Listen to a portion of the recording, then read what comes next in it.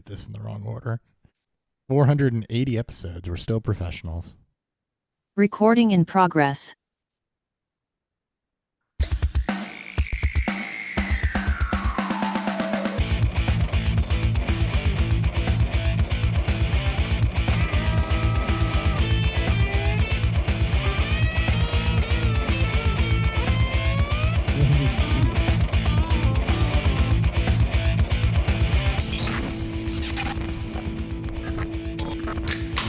Welcome to episode 480 of the Beerfield Fantasy Football Podcast. I'm your host, Chris Hopper, at Beerfield Hop with 2 P's. We're real excited about today. If you can tell, Dan's face is ripe with excitement. Ryan can barely stay in his seat. We have one of our favorite guests every year on the show as we kick off our final draft season doing the podcast. So we got 20 episodes left. The next 3 are going to be dedicated to the NFL draft. We're going to be talking quarterbacks and tight ends today. Next week, we'll hit running backs, then we'll round it out with wide receivers, and then we'll actually there'll be a million people doing actual like NFL draft week coverage. We'd be set to record the night of round 1. We'll actually be taking that off and then hitting you with the reactions next week, the following week, after we have a chance to digest them. So, without further ado, Dan's here like always. Ryan's here like always. You guys can say hi if you want, but you're not as exciting. I wasn't here last week, so don't say I'm here like always. It's not right. You're so noticeable. I forgot that you weren't here last week. But I mean, there's one person on here that's on here that You want to introduce read his him? articles. No, you can introduce. I can introduce him. Go ahead. You need to talk. I write. I agree. I never do. I'm usually like zoned out somewhere else in another world, listening to you guys talk. But we have a great guest on. This is the first time I've ever seen him. Usually I just see him on Twitter. He's in our Face Off Sports group messaging board. We have the great Miguel on tonight, guys. Welcome on, Miguel.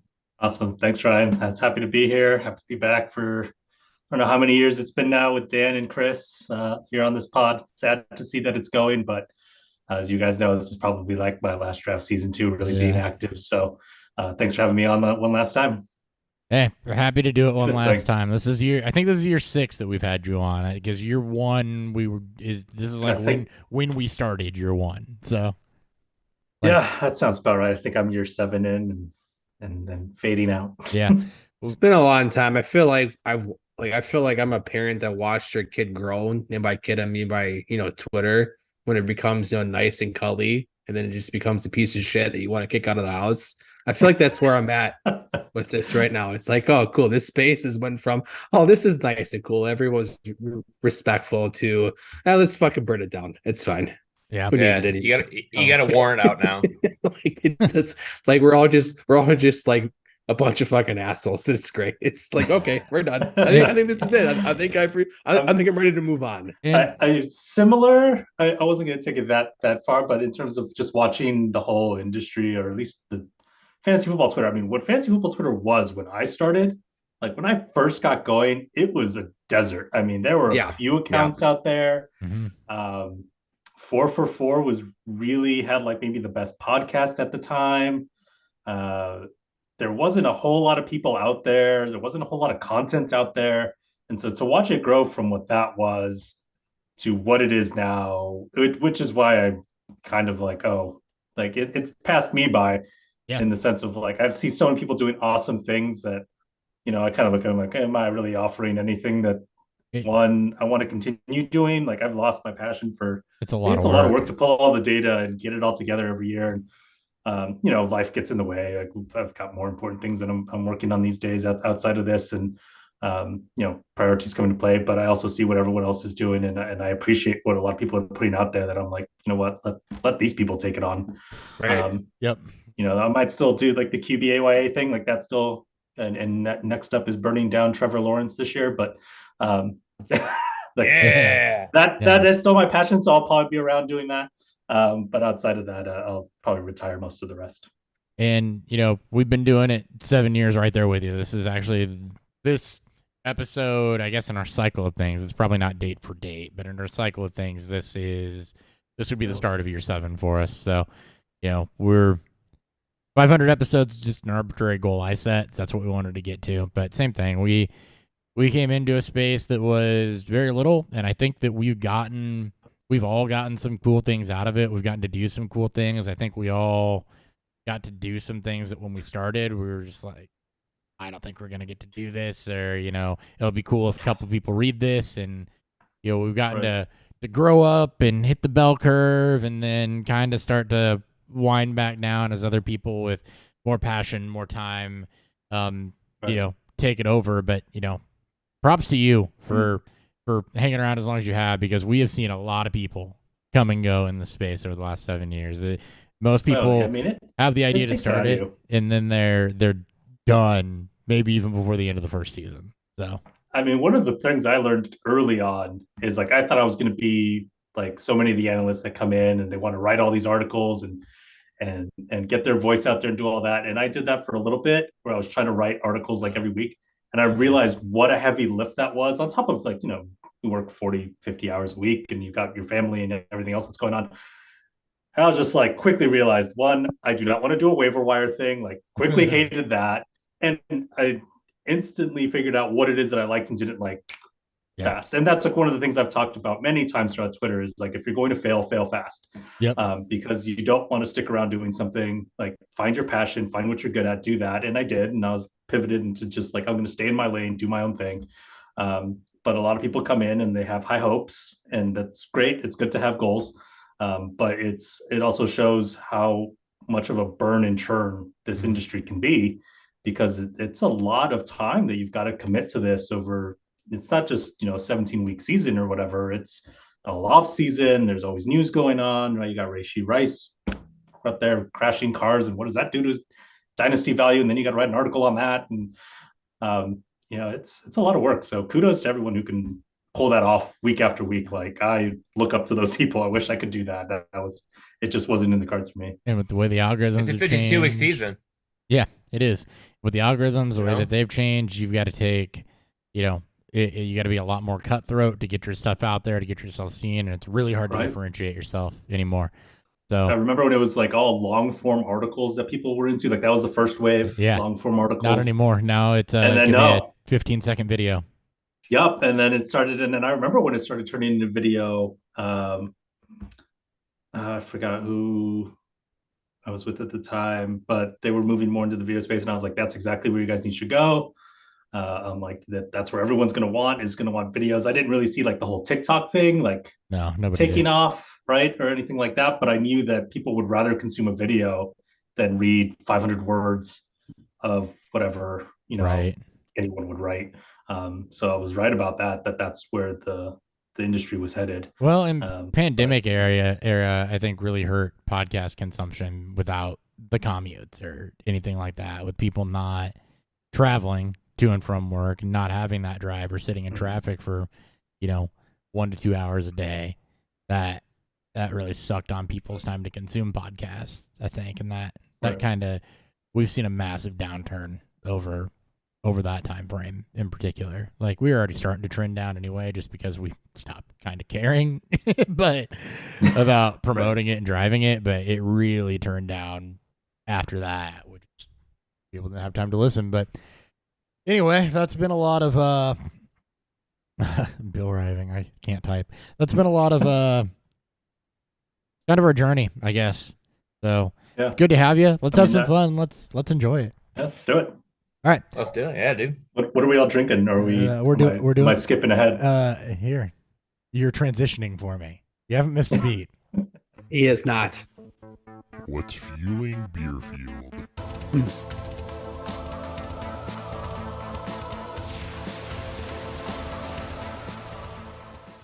All right, you called it. Why don't you go ahead and start, Miguel? I'm drinking a Space Goose Hazy IPA. Nice. Space Goose. I had one last one in my fridge that someone brought over to my house. So trying that. What is Space Goose? Who's that by? Goose Island, I'm guessing. Right? Out of Bentonville Brewing in Arkansas. Really? Okay. Sounds like a good one. That might be the first time you've had an Arkansas beer on the show. I just had my mind blown because I heard Space Goose and I immediately thought You've got Goose Island. Goose Island. And I think they do the neon beer hug stuff too, which is kind of what the can looked like. Yep. Yeah. But then you've got like, okay, Elysian to Space Dust, like those two beers. It's their Or collab. 3 beers or whatever. Space Goose. Space Goose. Yes. With the In Arkansas. with the neon beer hug can art. If I ever go to Arkansas, Bentonville will be where I will go. They also have one of my favorite coffee shops, Onyx. Really? So if you ever happen to find yourself in Arkansas, that would be the I'm only close. spot I would Not, Are you? Not anymore, but I've done that enough. Not Bentonville, but Yeah, Bentonville, home of Walmart. yeah. Cersei, Little Rock, Texarkana. Ryan, Could you guess what it is? you got an IPA? Oh, you're on it. You're right on. Is it from Shorts or is it from is not from Founders? Shorts. Does it have It is not from does it have Shorts. 37 different names like the one that came across my feed earlier? No, that wasn't that pig vomit one that you had. Oh my god. But this one's by Vivint Brewery. It's called Rapid IPA Nice. Rapid IPA. out of Beer City, USA. Just to share with the class here what I was talking about. So I'm heavy into homebrew, and there's a homebrewer that posted that they did a Orange Crush Oat Cream DDH DNE IPA, Citric Galaxy and Eldorado hops. And I was just like, that the amount of acronyms that required, right? There's absolutely no reason that a beer should require multiple acronyms to describe it. Again, Orange Crush Oat Cream Double Dry Hop Double New England IPA. And that was the moment where I knew we'd jumped the shark. Since I'm talking, yeah. Since I'm talking, I'll go ahead and You made Miguel walk away from it. I did. Sorry. I had to go. I've got the jankiest lamp that just likes to turn itself off. So if Nice. it goes off and I'm dark, I sorry. thought he to was just the- walking away the in shame audience. from all the acronyms that beer used. Yeah. The word Hey, vomit, the letter vomit that just happened. That is not I what would I'm just- drinking, though. I would Sorry, just call side note. That's what you Yeah. just call that beer. You don't use all those words. Don't use I words. was, Just use I was letters. legit gonna ask Ryan why his house looks like Wayne's World, and then I realized it's a just background. a backdrop of Yeah. Wayne's World. I Uh, literally thought that was your house. I wish this would be the best basement in the world. I'd never leave it. all right. I pulled something that had been cellaring for a bit out. I was going to say because I'm celebrating the kickoff of our last draft season and probably our second to last visit from Miguel because we're going to invite you for the last episode along with a lot of other people. But it's really just because I forgot to get beer. So I have a 2021 Bourbon County brand Cherrywood boy. Stout. So this is one of the specialty releases from that year. And with the specialty releases, after about 2 to 3 years, some of those flavors are going to start to fade. So it's probably the right time to break into it. And, well, I don't feel bad about having multiple occasions to break into something special. So, yeah. Again, that's a Goose Island, Bourbon County brand, Cherrywood Stout. Checks in at 14.2%. You got Boulevard. Then wow. I That's strong. Boulevard. So I'm in Kansas City. I'm doing some work out here, and I don't remember the last time even at Boulevard on. Most times I don't get it because we can get Boulevard nationally. I can get it back at home, but I'm out in the market today. I'm like, fuck, I need to get something. So I got Boulevard 89. This is their lager. Boulevard started in 1989. Hey, and this me. is kind of what they envisioned. And you also started in 1989. I also started Yes. in 1989. Yes, you were just a wee nut boy. So this is what they envisioned a beer that they would make that the people would drink at sports games. So this is just a basic lager. Nice. Excited to hear it. Lagers get me excited. All right. Well, you mentioned Rashi Rice and his reckless driving. So, next. News.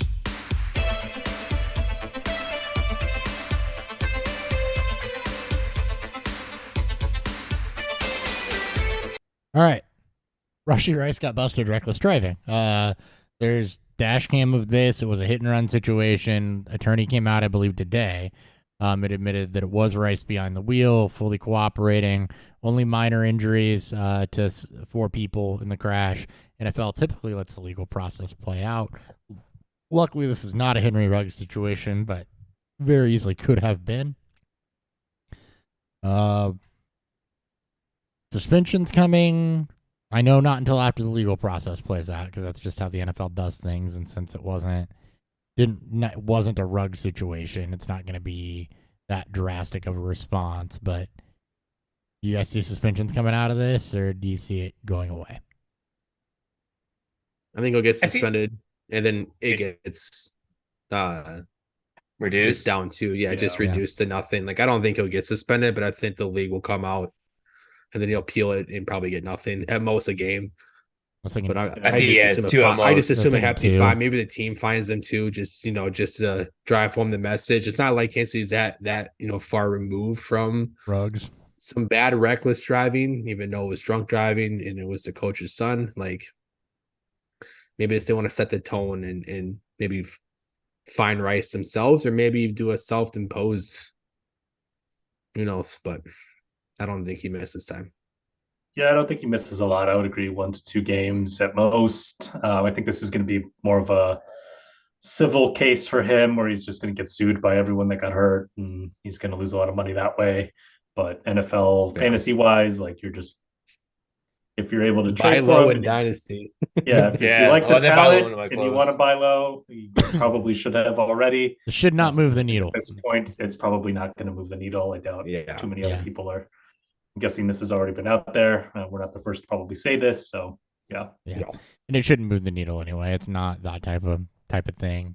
Thankfully, No. it Could have been. It could have been. That's that's basically exactly. the difference between a rug situation and this is just the outcome, because it came out that he was driving the Lambo, and I think it's the Lambo that caused the accident. Yeah. Like the Corvette got the caught one in that the middle. the one that flew across. Yeah, the Lambo was the first one to crash, so that sucks. Yeah, he'll be at fault. If the vet was engaging in a street race, then okay, it's a hard lesson for him. And like we saw with Ruggs, it could have been a lot worse. So difference is the outcome, and hopefully he doesn't waste that. Into more discussion-worthy stuff, I guess. The Bills traded Stephon Diggs to the Texans, and then it kind of got weird. So Houston essentially removed the last 3. So the compensation on that, by the way, it was a 2025 second to Buffalo, with them sending Diggs a 5th and a 6th. After the trade, Houston then essentially removed the last 3 years of Diggs' deal and converted his 2025 guaranteed money into 2024 dollars. So Diggs is essentially now on a 1-year deal. The Texans do have his rights for next year, but he could also be cut for nothing. And then it's done after that. So, this is kind of an all-in move by the Texans, I think. But Houston got a 5th and a 6th in return. Yeah. So Buffalo gave up this year's 6th and next year's 5th. That or reverse.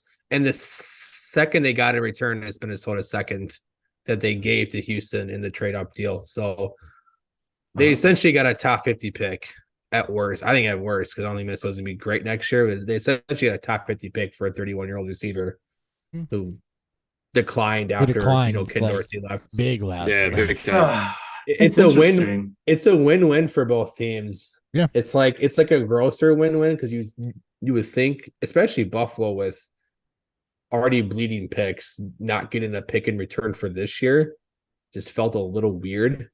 Mm-hmm. And all the dead cap that they're eating, like they just wanted them gone. Buffalo's I guess, but Buffalo's going to be in a bad situation though, and this is kind of a retool year for them, because and they're going to have to gear up after that. They're in a winnable division still, with New England being absolute trash, and the Jets riding on whatever Rodgers is going to be when he gets back, and whatever that dumpster fire is. So I mean, it's a winnable division, but they're in full retool right now, and this leaves them with they've now lost their top 2 wide receivers from last year. This leaves them with Khalil Shakir and Curtis Samuel, and Mac motherfucking Mac Hollins. Yeah, so which is or their first round pick, because they're gonna pick 25. They're going wide receiver more than likely. They're gonna have to. I don't see how they don't. They've got 2 good tight ends. We see what they can do with James Cook. So for them, it puts them in a situation where, 1, they're a prime landing spot for somebody, but 2, this is definite retool And which is crazy. It's because their Super Bowl odds it's third best. Yeah. Like they're still third in the league. Like they still have the third best Super Bowl odds. Like that they still have better odds, I think, than Houston. even Not with by much, but it's even pretty with all crazy. the cap shaving That's that they've had to do. interesting. Yeah. But they if I think would Josh have Allen's them going to that run it high. more. Well, Josh I Allen wouldn't had have 15 him as rushing top touchdowns 3. last year. They had to get their Yeah. cap right I mean- though, and I think that's what this year is for them. Yeah. And they found out that they can still win games without having it really like Diggs wasn't really reliable. Now, what No. Diggs did beyond the stats sheet is probably more beneficial and will be missed.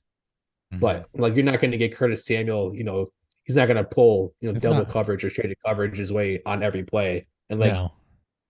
a guy like Gabe Davis run free No. and then drop it. No. Now, the flip side of this for the Texans is they get Stroud, another weapon who's already making Nico Collins, Noah Brown, and Tank Dell look all world. So, this bolsters them quite a bit. It puts Diggs in a good situation to bounce back and maybe grab some low-term, high-year deals after this. So it's a good situation for, I think everybody, like you said, Dan, everybody kind of wins here. Buffalo shaves salary beyond this year. You've got the Texans who are in a window right now. They bolster their receiving depth for CJ Stroud and are putting out a very formidable offense. And for Diggs, he gets a chance to bounce back with new hotness at quarterback and a good offense. And for the Texans, if he doesn't bounce back, they can cut bait after this year with no financial tie. So Here's a fun question here. Yeah. Dynasty startup. Would you guys and Superflex take Stroud 1-on-1? No. Knowing with what we know now? It's still Josh Allen. I mean, let's not play this. Is it still fucking Josh game. Allen? Like he's Well, got it.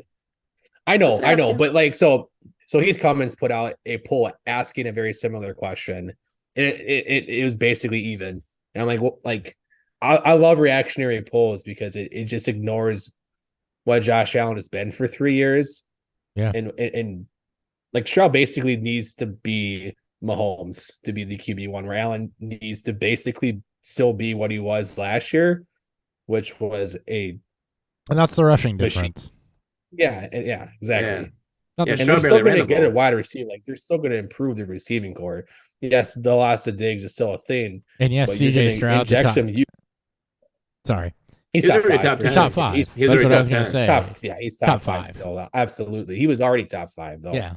Like I don't think a 31-year-old receiver That might be in that's full blown show decline. decline should not change as much as people think it will. Yeah. Like it's pretty funny seeing all the discourse of what Diggs is going to be. I'm like, I mean, did you guys watch the end of last year? Like It Diggs is didn't. pretty much He- non-existent. he was It's invisible. As soon as I problem. saw the news, I fired off a I was tweet like, where I was like, my reaction was meh. Like Yeah. it didn't I was change like- the value of anyone for me.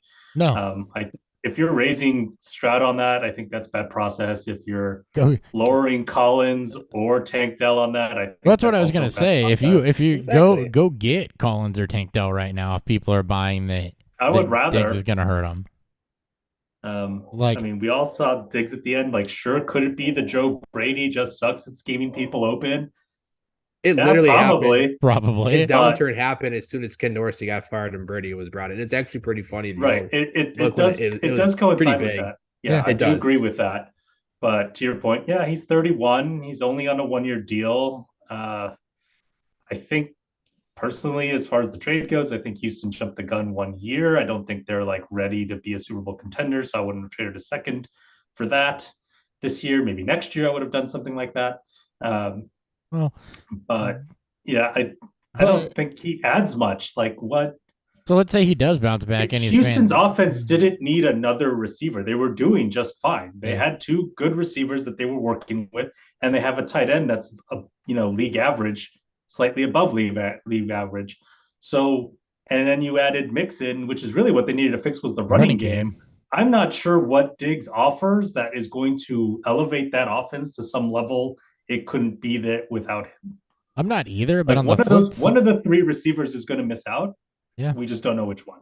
well, on the flip side of this with Diggs too, though, they did have injury problems last year, first and foremost. That's why Noah Brown was a thing. So you do insulate that a little bit. But on the flip side of this, let's say that their championship window is next year. He's still under contract. He just has no guaranteed money, and that gives you more flexibility to run at it next year. So let's say he is all world. Guess what? Let's say he is the Diggs of old. Guess what? You just got an elite wide receiver for damn near nothing next season to make a legitimate run. Yeah. And Diggs has all the incentive in the world too. Like just basically that what they he's not put out, done. it gives him the incentive of playing for that, maybe a final contract. Maybe he stays in Houston. Tank Dell is 150 pounds soaking wet. Like the way that they used him, Yeah. especially how they used him, especially the play he got injured on. It again, you don't want to rely on Tank Dell as a target hog. Diggs has the body to take that. He's been relatively healthy, throughout his time in Buffalo, and he goes from playing outside to a dome. Stroud is probably a more accurate quarterback than Allen. Like, not saying that Allen is bad at it. I'm just saying not his best trade. You're not going to get the erratic throws or the erratic decision making that Josh Allen makes. Yeah. This is also the best competition that Diggs has ever had for targets. So Nico Collins was nothing before Stroud got there. It's one of those things where I see it as they still don't have a one, even though they had Adam Thielen. He did have serious competition at some point in his career. At some point, when he was also in his prime, which he's not, now he's in his twilight years. Jesus. So I'm not saying he can't. And Stroud's going to be. This is a huge win for Stroud. I didn't realize this, but Houston's now 6 fucking deep at wide receiver. Do you like behind Diggs, Dell, and Collins? It's Noah Brown, who was very productive when he was given shots last year. Mechie and Robert, who's like more than fine as a 3 or a 4, and Robert Woods is still there. I don't see Woods making it out of camp, so I mean, but again, I think one of those guys. I think Woods is probably one that gets. I think so too. I wonder if Mechie's still could go catch on with another team and earn a playoff spot. Mechie might be still eligible for practice squad too. I can see him going on there and just let them continue to rehab from his obviously. Yeah, I would just say that. I mean, Woods is your 6 right now, though. So even if he does get caught, okay, still you're 5 deep. That's At the moment, that stands. Is Robert Woods better than most NFL wide receiver 6s on rosters? Yeah, I would say so. Yes. Compare that to the Patriots wide receiver core, and it looks amazing. The worst roster. To give you an idea, the wide receiver 6, depending on how you slice it for the Bills, is Tyrell Shavers. There's some teams that don't even have 6 receivers on rosters, I think. Right. Tyrell Shavers is. I don't either. It sounds like a made up name. It's like, is that like a porn name? It's like a placeholder name. It right. No, that's a create a player name for like 6th round pick that you get in Madden. Yeah. And looking at next year's class of wide receivers who are going to be 2025 free agents, it's freaking crazy deep as of right now. I mean, the year's so early, so it still shows T. Higgins as a free agent. Keenan Allen's going to be free agent. Chris Godwin. Yeah. Mike Williams. There's a lot of players coming out that are going to be available even next year. And that's going to be including Diggs, too. Not all of them will hit free agency, but yes, I agree. So Mike Evans back to a Texas team would be fun. Mm-hmm. Mike Evans with Stroud would be fun. Yeah. So I will just, to kind of wrap it up, my take on this is this. You don't move anybody's value all that much. If you're in a championship window, you count on the Diggs bounce back. If you're not, take it as a sell window. And if people are buying that Diggs is going to come in and steal all these targets, price check on Collins and Tank Dell and see what you can get. For the Bills, wait until after the draft, because the thing with Josh Allen is if they don't draft anybody or things don't work out in their favor, you're going to be taking a shot at somebody. And I don't know if that's Shakir. I don't know if that's Sanders. I don't know if that's Andy Isabella, Matt Collins, KJ Hamler, Terrell Shavers. I'm going to add Shavers in our 16-team league, Dan. You should. I'm grabbing right now as we speak. I'm looking at KTC just to see, reactionary. Again, what the trade value don't on use Terrell KTC. Shavers is? Yeah, for sure. It's negative 3,000. Again, don't use KTC as verbatim, but to get an idea, Diggs wide receiver 84 at this point, or not wide receiver 84. Sorry, well, wide receiver 33. Same areas: Evans, Adams, Marquise Brown, Christian Kirk, Mari Cooper. Tank Dell is wide receiver 24, and Collins is wide receiver 22. So Collins has dropped 20 spots total, not 20 wide receiver spots, obviously, but the reactionariness, because Collins like 2 months ago, not like a month ago, was the top 12 receiver in people's minds, which I think is a little high, but Yeah. Who was? If everyone's valuing Diggs more than the other two, I'd go take a shot at one of the other two. I mean, Diggs is 10, but I mean, I get that because there's also age involved too. But Yeah. Diggs being his 30s at this point, and Collins is 30 year, and or I guess going into his 4th year, and Dell going into his 2nd year, coming off of his own injury. Like, none of these guys are being valued as a top 20 receiver. Mid wide receiver 2s basically. And the top trending player on Sleeper right now is Justin Shorter, who's a wide receiver out of Buffalo. Yes, he is. Yeah. Okay. Oh God, Justin Shorter. Yep. I don't even remember that name. Former Devi phenom Justin Shorter. 5th round pick in 2023. I'm more on college free agent Terrell Schaefer. So that's who I've decided I'm totally on it. No, you're not on him. You have hitched your wagon to him regardless of how he performs. Yeah.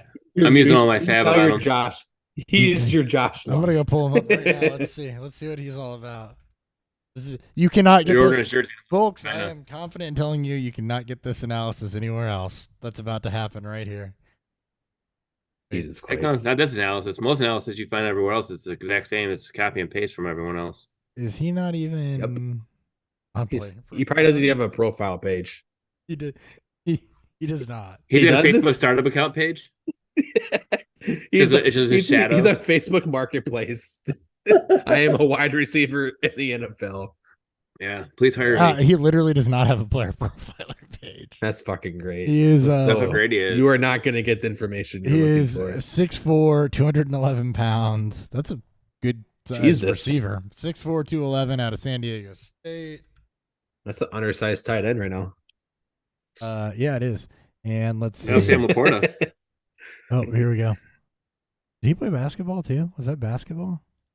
Hell yeah, let's go. No, he was a wide receiver. He actually originally was Alabama and then Mississippi and then San Diego State. College career, 66 Yikes. receptions for 983 yards. Average 16.9 yards per reception season. So there's really nothing there to like, but damn it, I'm going to go for it. All right. Anyway, moving on. A couple other items of news to get to before we hit the real meat and potatoes of this episode, which is going to spark some fun debate, I'm sure. Doug Peterson claimed, I don't normally do hype in this, but I want to for this one. Doug Peterson said that Gabe Davis is a Swiss Army knife in the Jaguars offense. God, Santa Claus is going to fool everyone again. I think this is a 3-for-1 because I think you three all like. I don't even dislike Gabe Davis. I'm just a show hater of Gabe Davis because of the overinflation of his value. 3 years ago, he's Santa Claus. He's I mean, he's a gift for everybody. Everybody felt like they were right on Gabe Davis. It's fucking glorious. I've always been a big Gabe Davis fan, but yeah, once that year when he like jumped up into the top, was it the top 12 or something? Yes, like, it was insane. stupid because he had one big fifth game. And it was at that point where I was like, guys, round pick and redraft like that. Too high. Put him around 24, 23, 24, 25, right around that range. Fine. Like that is where you should, at the ceiling, you should be drafting him if you're really a believer. No Ridley. But once it got into the 12, even I turned and I was like, oh my God, I've been the biggest just Gabe Davis stand up until this point. He's going to turn Trevor Lawrence's career around. You've got no Calvin Ridley there to get in the way now. He's going to be the number one over Christian Kirk. This is like to the moon. I mean, he could overtake Christian Kirk. He's not. Yes. They play different roles. To I the mean, moon. Gabe Davis can run deep. He's still a good vertical threat. No, he's a Swiss Army knife. He's going to go deep, intermediate, He's not a Swiss short. Army It's just knife. how describing him He's as not a a Swiss target Army guy. Just knife let him is- run down Hey, routes and double you moves. already said that Joe Brady sucked at scheming people open, and maybe that was the problem with Gabe Davis. Like, Like Curtis Samuel is a Swiss Army knife. He wasn't there. He was only there for 9 games. All Joe Brady's fault. It was all Ken Dorsey prior to that. It wasn't even Joe Brady's fault. Brady there. It's all Joe Brady's fault that Gabe David sucked 3 years ago. Damn it. Chiefs re-signed good brother Clyde Edwards-Helaire, and Carson Wentz. Miami. Yeah, RB1 a few years ago. Yeah, And all rookie drafts. Miami extended Raheem Mostert on a 1-year deal, and Hassan Reddick was traded from the Jets to the Eagles. All right, cool. Done with that. Other way around. Eagles to the Jets. Yeah. Eagles to the Jets. Yeah. Thank you. He was traded. And in all traded universe, Hopper it was was the the guy, other way it's fine. around, Ryan. That's right. I was distracted. All right. You already talked some quarterbacks? Miguel, we'll start this with the 2021 draft class because I know that's what Dan sold to you. So we'll start it as a cautionary tale before we get into it. Also, for those that don't know, bringing back some original drops for the final season. So I have no idea what these are going to be. Yes. Let's do it. No clue what any of these are going to be. Quarterbacks. Ooh. How much you want to make a bet I can throw a football over the mountains? Fuck yes. All right. That couldn't have gotten any better. Oh my God. 2018 drops is amazing. All right. Let's talk the 2021 draft class real quick as a cautionary tale before we start hyping it. So 2021 draft class is supposed to be really, really good, and that's kind of what a lot of people are looking at this draft class as. You got multiple people hyping people up as first-round grades, right? In the 2021 draft class, Trevor Lawrence, Zach Wilson, Trey Lance went 1, 2, 3. Again, this is another class where people are talking quarterbacks could go first 3 picks. Justin Fields was the 111, and then that was it for the right? Yeah, that was it. So you had 4 quarterbacks go in the top 12. It's not unreasonable to think that there could be 4 to 5 guys that go first round this year. And there might be 6. They're saying it's the over-under on DraftKings is 4.5. It should be 4.5. That's where it should be. But I guess it could be 6. You're right. And then that would be like every quarterback that might be worth a damn going in the first round, and then nobody after that. But there could be. I mean, Spencer Rattler or Bo Nix is going first round, and then we all get to make fun of the Raiders because it was probably them. Right. So the cautionary tale on this is when you look back at that draft class. And Trevor, well, go ahead, finish. No, I will. I'll get it to you. I promise. This is going to be your bridge right here. Justin Fields is on his second team and he's backing up. Trey Lance was traded for peanuts on the dollar after being surpassed by Mr. Irrelevant and is backing up. Zach Wilson is backing up Aaron Rodgers and, is flashed a little bit. Mac Jones is backing up Trevor Lawrence. Mac Jones is backing up Trevor Lawrence. I forgot Mac Jones. Maybe. That was the other one. Mac Jones is potentially backing up Trevor Lawrence after for now. Jetson from the Patriots. And then Trevor Lawrence has had one passable season and not at all been anywhere near the hype. What went wrong? My tweet. No, your tweet was spot on. We'll get to that in a minute. Miguel, That's what I tried saying. do we want to start with That's what I Ryan's tried tweet saying. or do we want to let Miguel rant? What do we want to do first? Let's let Miguel rant. I'll say what went wrong is sometimes shit happens.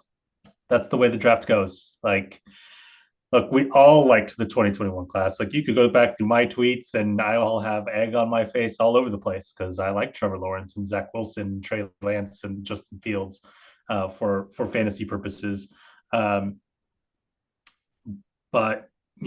life, what's the saying? Like, everyone has a plan until you get hit in the mouth. Like, these guys got hit in the mouth and that was that. It just didn't pan out the way we all thought it would. You never really quite see this disastrous of results. Like, Wilson is unplayable. Trey Lance, I feel like we just never really got to see because in training camp, there was all this hype that he was doing great. And then we got to see him for like a game and a half, and then he shatters his ankle. And then that was basically the end of Trey Lance.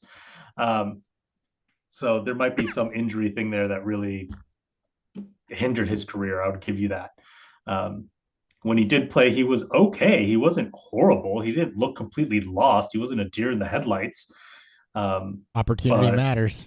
And But when you only play 2 games, that's a really kind of hard sample size to go off of like. unfortunately, Brock Purdy was really good despite anybody's Brock Purdy expectations. was really good. Yeah, that's the thing, is people need to give him his That's flowers. so He's really, weird to really say. good, and people just need love to it. own that. yeah. That he's actually one of the elite quarterbacks in this league. And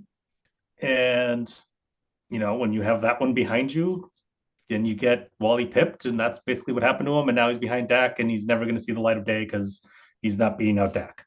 Unless Dak gets and hurt, and then you I could still have see it. you could or have the a story allegations again. against Dak are actually real, and Dak gets benched, cut, Yeah, or you could have a story suspended, again. which could Yeah. absolutely happen. Wait, what? There's 4 sexual assault allegations on Dax stemming from 2017 that are now seeing the light of day. It's been very hush hush because there hasn't been a whole lot of news since the reports, but I mean, let people have Again, their day in court, and we'll see what happens. yeah. But until Well, then, we'll see what happens then. But you're right; he's not going to beat Dak out in a 1-for-1 scenario. I think one thing we need as a society is to keep to the innocent until proven guilty. I agree. So I hadn't heard a whisper of that, so that is shocking news to me. But okay, good to know. Justin Fields, he always had a sack problem. He always had a vision problem dating back to college. This is not at all surprising that translated to the NFL. This is something that, if you followed me for the last few years, I've harped on since day one. I was right there with matter. As soon as you start seeing it happen in college, you can eat that. It's one of the easiest translatable things that happens from a prospect to NFL. I've got data that looks back. I've looked at every quarterback that matters for the last, 10, 15 years, something like that.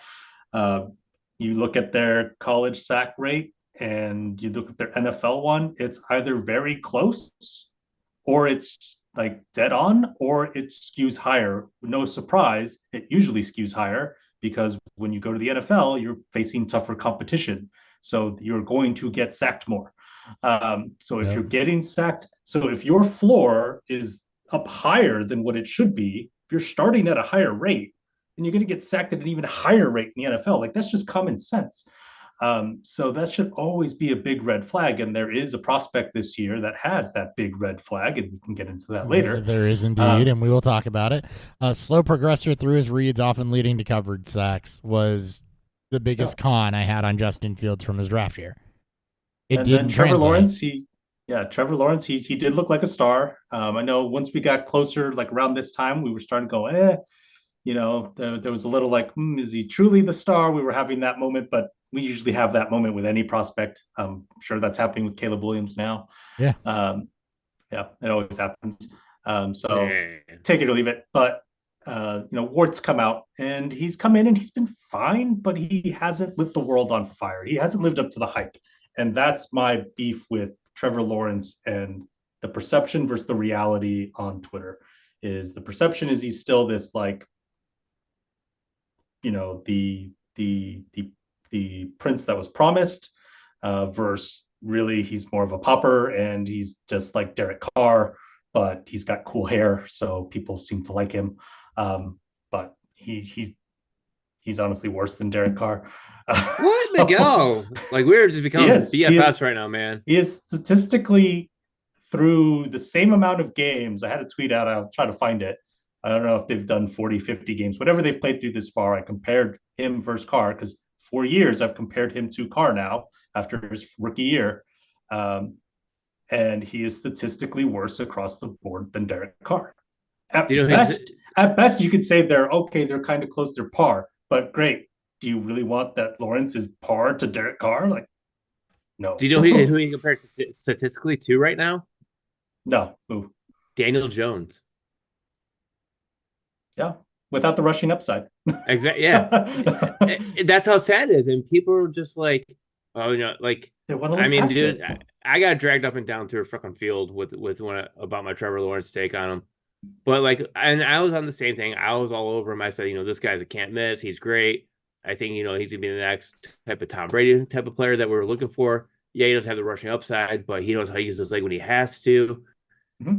And the first year, okay, we let it pass Urban Meyer. The second year, It started off bad, but then it transitioned well at the end of the season. And then this past season, people are trying to say give him a pass because he was injured. I'm like, I'm not giving him a pass because he was injured. Look what Patrick Mahomes. The He's back, playing with a high ankle sprain. yeah, So it's like, don't give me this bullshit of this whole thing of well, he was injured. Okay, he was the well, back so part of the you say, year, well, but that's not an excuse for the front part of the year when it looked damn near equally as Right. bad. yeah, Right.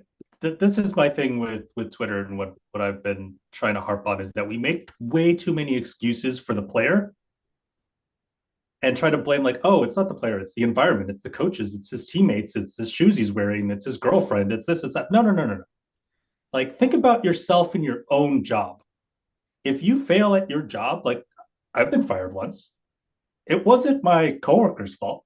It wasn't my manager's fault. Sure, the environment kind of sucked, and that played a role into it, but it was largely my fault at the end of the day. Mhm. Like you have to put it on you. Like, I didn't grow to the level that I needed to, and so like it didn't work out. Like, that's just what happens. Um, like, we've all had that That's moment. that's everything. And That's and relationships. it's That's not like Yeah. work. right. That's And think about your job now, like where you're at. Like, are you the employee you are because of your boss? No, you're the employee you are because of the work you put in, because of the time you put in, because of what you've done to elevate yourself to the role that you've gotten to, right? Like, you pull yourself up and grow your career. No one else does that for you. But yet when it comes to sports, we like all of a sudden pretend that reality and it doesn't translate to sports when it's the exact same thing. It's still a job. yeah. So yeah, Urban Meyer can lower his ceiling. Sure, he lowered everyone's ceiling that year, but that Can doesn't mean you have to suck more than that ceiling. can kill your morale and your effort, your work ethic, and completely drag that down to where you're not playing to your potential in that Right. environment. I mean, Which Stroud last okay. year is a little comparable. Sure, he had way better coaching. I'll give you that.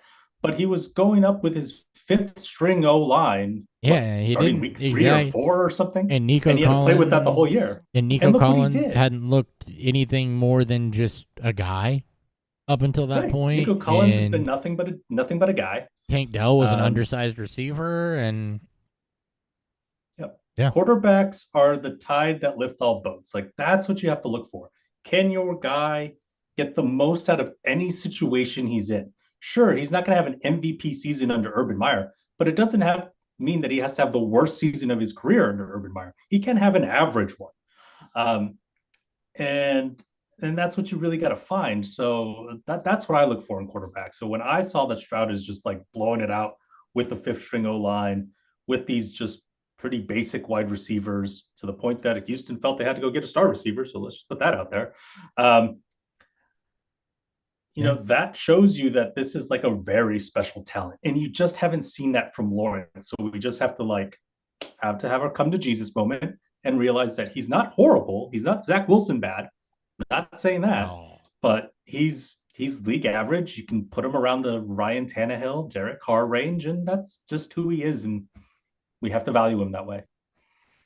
Like, I think it comes into, like, it brings a bigger question and my bigger issue to this, and this kind of stems to with Ryan's tweet, and just we need to really get away from saying generational prospect. Like, we have to get away from these ungodly expectations for these players. Like, Lawrence was pretty much the WQB1 and then the QB1 in his draft class from his freshman season. Like, unrealistic expectations have been set for him from day one.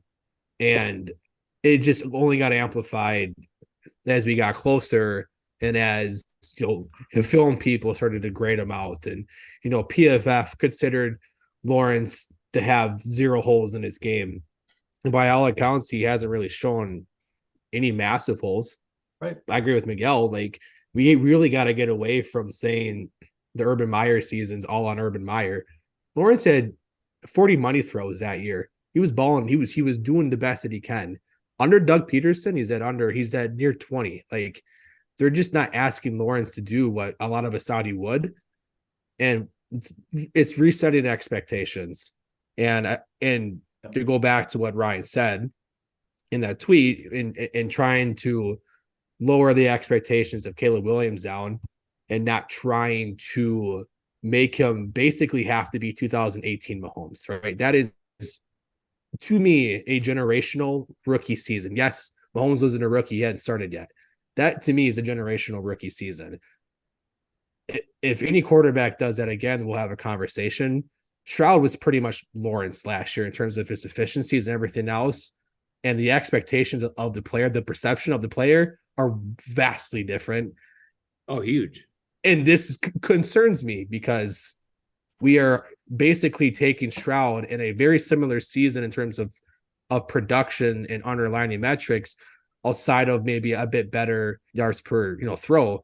Is that like lower it? Like, just let these players breathe, let the expectations of the players, let them show it out, instead of trying to be the first person to say that Stroud's QB1 or that Caleb Williams is and will not, Can't miss prospect. he can't, like he will always hit. And the fact is that can't miss he may prospects. not. Can't miss prospects. Miss all the time. Yeah, I will say though that the 21 QB class has got to be the greatest disappointment of all time, though. Oh, hands down. It's sad and it hurts because I am a Fields stan, and I still think that Fields is the buy, but not for the reasons that I think he's going to be the future quarterback of Pittsburgh. It's because his rushing floor is insane, and he's going to outperform a lot of players. And when he starts, because he will start this year, I'm sorry, but Russell Wilson's not that much better if he is at all. Justin Fields is the bridge quarterback of the future for Pittsburgh. He will be replaced. That's just who he is. Mike Tomlin's obsessed, and Pittsburgh's probably a little more of a functioning coaching staff, at least from what we've seen. Yeah. That maybe help, if Fields get a bit better, but is he going to become insane? No, he's like, his struggles will always remain there. And that's just probably going to be the case. Yep. All right. That door just opened on its own. I feel like a ghost came in. I feel like a ghost. Maybe Just Sorry, opened guys. on No, it was. I was like, I watched it. I'm like, am I watching Paranormal Activity? Like, it's like I'm suddenly gonna get pulled into another It world. was my dog. She came in, but I just wanted to close Also, it 'cause are you I know are you standing? Are you at a stand desk? Yeah, I'm in a standing desk. I stand all day long for work. See, I'm at a standing desk too, and I think I've raised this thing up like 2 times. All right, so let's move on to this year's class. You mentioned Caleb Williams. Does any of us have anybody other than Caleb Williams? I think it's after this that we're going to start fighting with each other. He's No, the I only think player he's the- that I think we all could agree on. I think he's the clear-cut number one. I don't think it's particularly close. Nope, I'm with you. There's a lot that's been made about Caleb Williams for the off the field.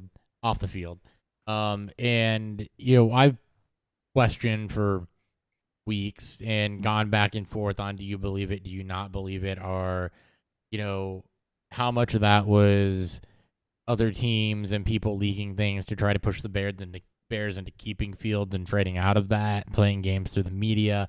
We know that happens because there's a lot of things painted from maturity issues perspective around Caleb Williams.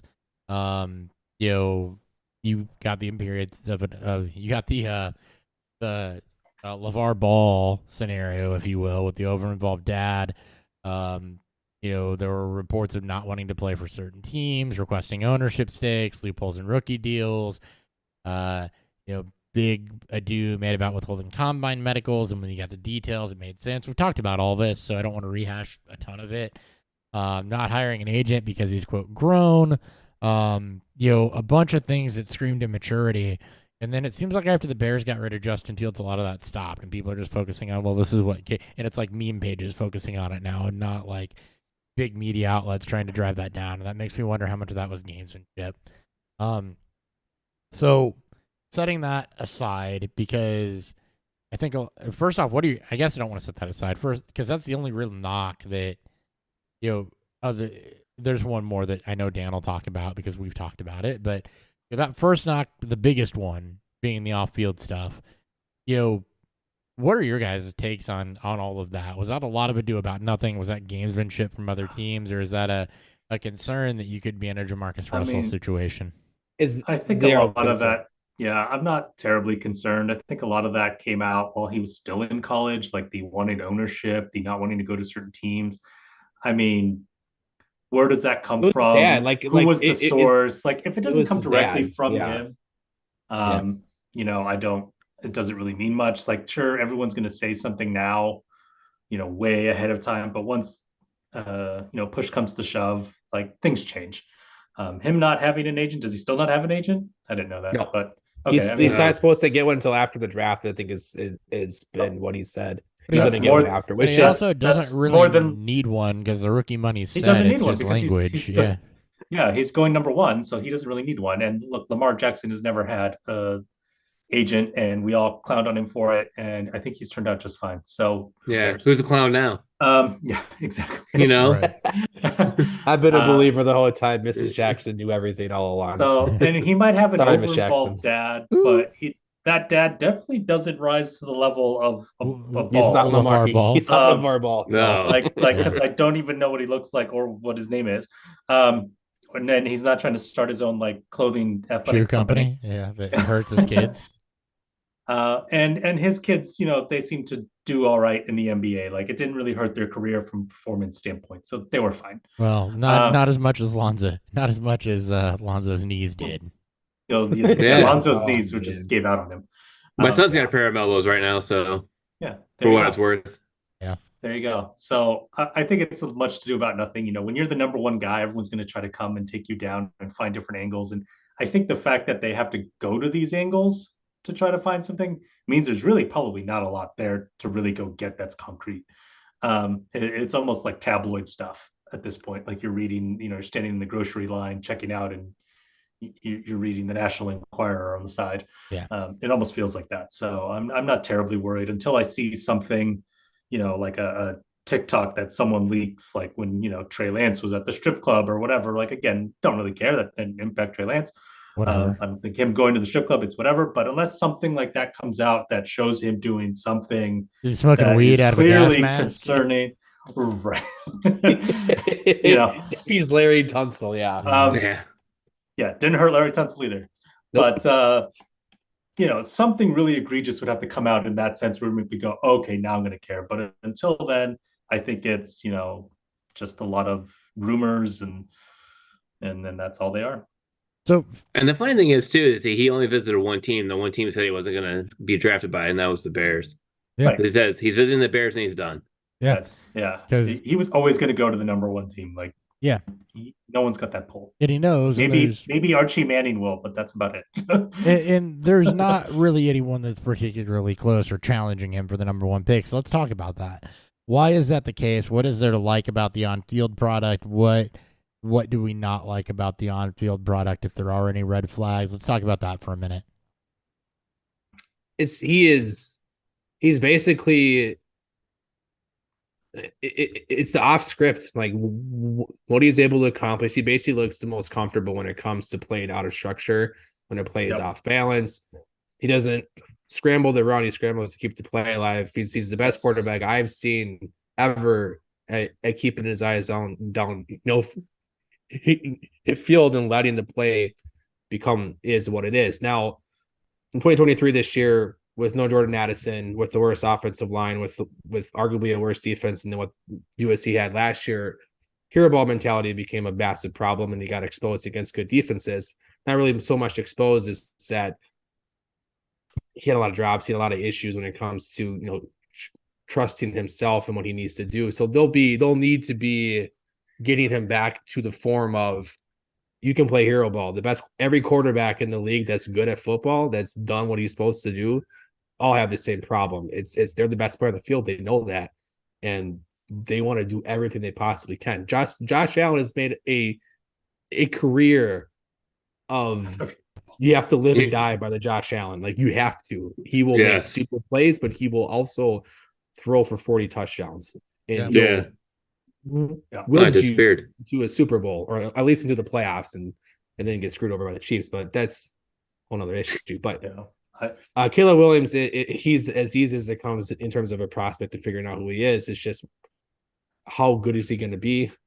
And again, don't want to super hype the expectations. It's just, when you watch him play, if Mahomes is in this class, Mahomes might be the only person. And that's because Caleb is what Mahomes was in 2017.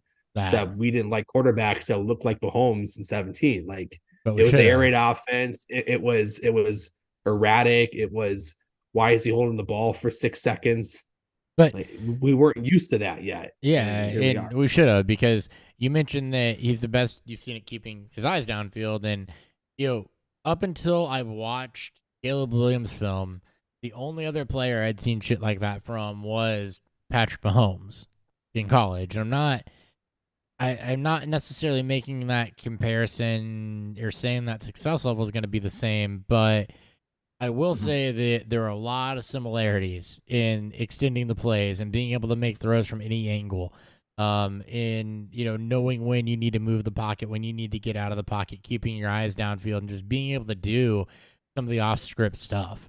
But the other thing that I noticed, particularly in the Oregon game where he was getting blown up in the first half, is that he did adjust. He was able to cut that shit off and play within structure. He was able to, in the second part of that game, stop with the off script shit and just start taking what was given to him and taking the higher percentage, less chunk stuff, and throw on rhythm and utilize timing and throw guys open. And that was impressive to me. That was probably the most impressive thing I saw from him, because the Mahomes shit and the off script shit is fine.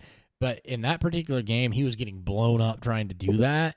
And then you can see in that game where it shifts. And for the second part of it, he's playing within offensive structure. And that's a really, really hard adjustment for players to make in college. That's not something I think I've ever noticed as a point on somebody's film in an individual game film, where you can see that, okay, the off script stuff isn't working. I'm getting blown up.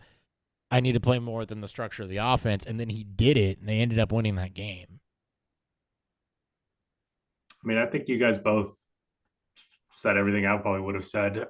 That's what I love about Caleb Williams. I mean, his highlight reel is all the hero ball stuff, and that's what instantly gravitates you to him, because you don't see guys do it at that level that he's able to. But what I've loved about him the most is that even when his whole offensive line breaks down, even when he's getting pressured, he just kind of resets, recreates pocket for himself, finds an open space, and keeps his eyes downfield and waits and waits and waits until someone can get open and then fires the ball. And that's great. I'd rather see that than the, oh crap, I'm slightly scared, let me go try to run, and be that quarterback. So that's what I love about Caleb Williams. If he can turn down the hero ball at the NFL level, if they can rein him in and tell him to bring it out when he needs to, but otherwise play within structure, then I think he's going to be fine. It's just going to be a question of, how often does he turn to that? How much does he trust his teammates? But if he's going to Chicago and he's got DJ Moore and Keenan Allen, I mean, and Yeah, maybe cool, and maybe Marvin Harrison Jr. or DeAndre And Swift pick there. 9. And Like, pick 9. I- Roma Duze, Oh, yeah, and pick Malik 9, Neighbors. Like if they don't trade up or back. Yeah, I think it's going to be pretty easy to just trust the process of and trust your teammates of who you got, right? Just run the play and throw it to one of them. One of them's going to be open. So Yeah. he should be fine. But the fact that he only uses his legs when he needs to is far more appealing than the quarterback who uses his legs to just escape and, hit the emergency hatch every time. So Yeah. that's what's exciting about Caleb Williams. He does have a slightly elevated sack rate. He's like in the 8.5% range. And just to ground people in, the average NFL quarterback comes in around 7.5% entering the league. So he is elevated. But I think from what I was able to gather, it looks like a lot of those sacks did happen on third down when he was probably playing hero ball and trying to extend that play. So it's not like it was happening on first and second down. So he probably just took more sacks than he needed to. So he still might get sacked more than the average quarterback, but I don't think it's the gigantic glaring red flag of some other prospects, or, like you've seen with Justin Fields or Sam Howell. I want to see it's how quickly teams move to cover 2 against them. Like basically do what teams did to Mahomes. to Josh Allen and Mahomes. Basically take away the big play, and how quickly can he adjust? Mahomes adjusted pretty quickly enough to take the underneath route. Josh Allen has flirted with that. And as soon as he shows the NFL that he's going to beat you, That's vertically, yeah, and that's why that's why I like the Oregon and that's a game. very small, like it's going to be interesting to see how quickly he shows the elevated of just that response, that maturity, that it's going to come to him probably quick, because he's very smart. Like you can clearly tell he's got a high NFL IQ, All right. or football IQ, excuse me. All right, so after Williams, we get into, I think, probably 1, 2, 3, 4 guys people could make an argument for at number 2. Ryan, you, I think, said the least on Williams. Let's go ahead and let you go this next one. Who do you have right behind him? Behind Williams right now, Yeah. I'd probably go Drake May. All right. Let's talk Drake May. Agree with it, don't agree with it. We'll get to the other guys here in a moment. So Drake May, slightly down junior year, after a great redshirt freshman season. He's a big body, excellent mobility. I saw some Josh Allen traits when he was playing. Again, not a comparison, but some traits. Effortless deep ball. Doesn't hold the ball too long. Moves, steps up in the pocket.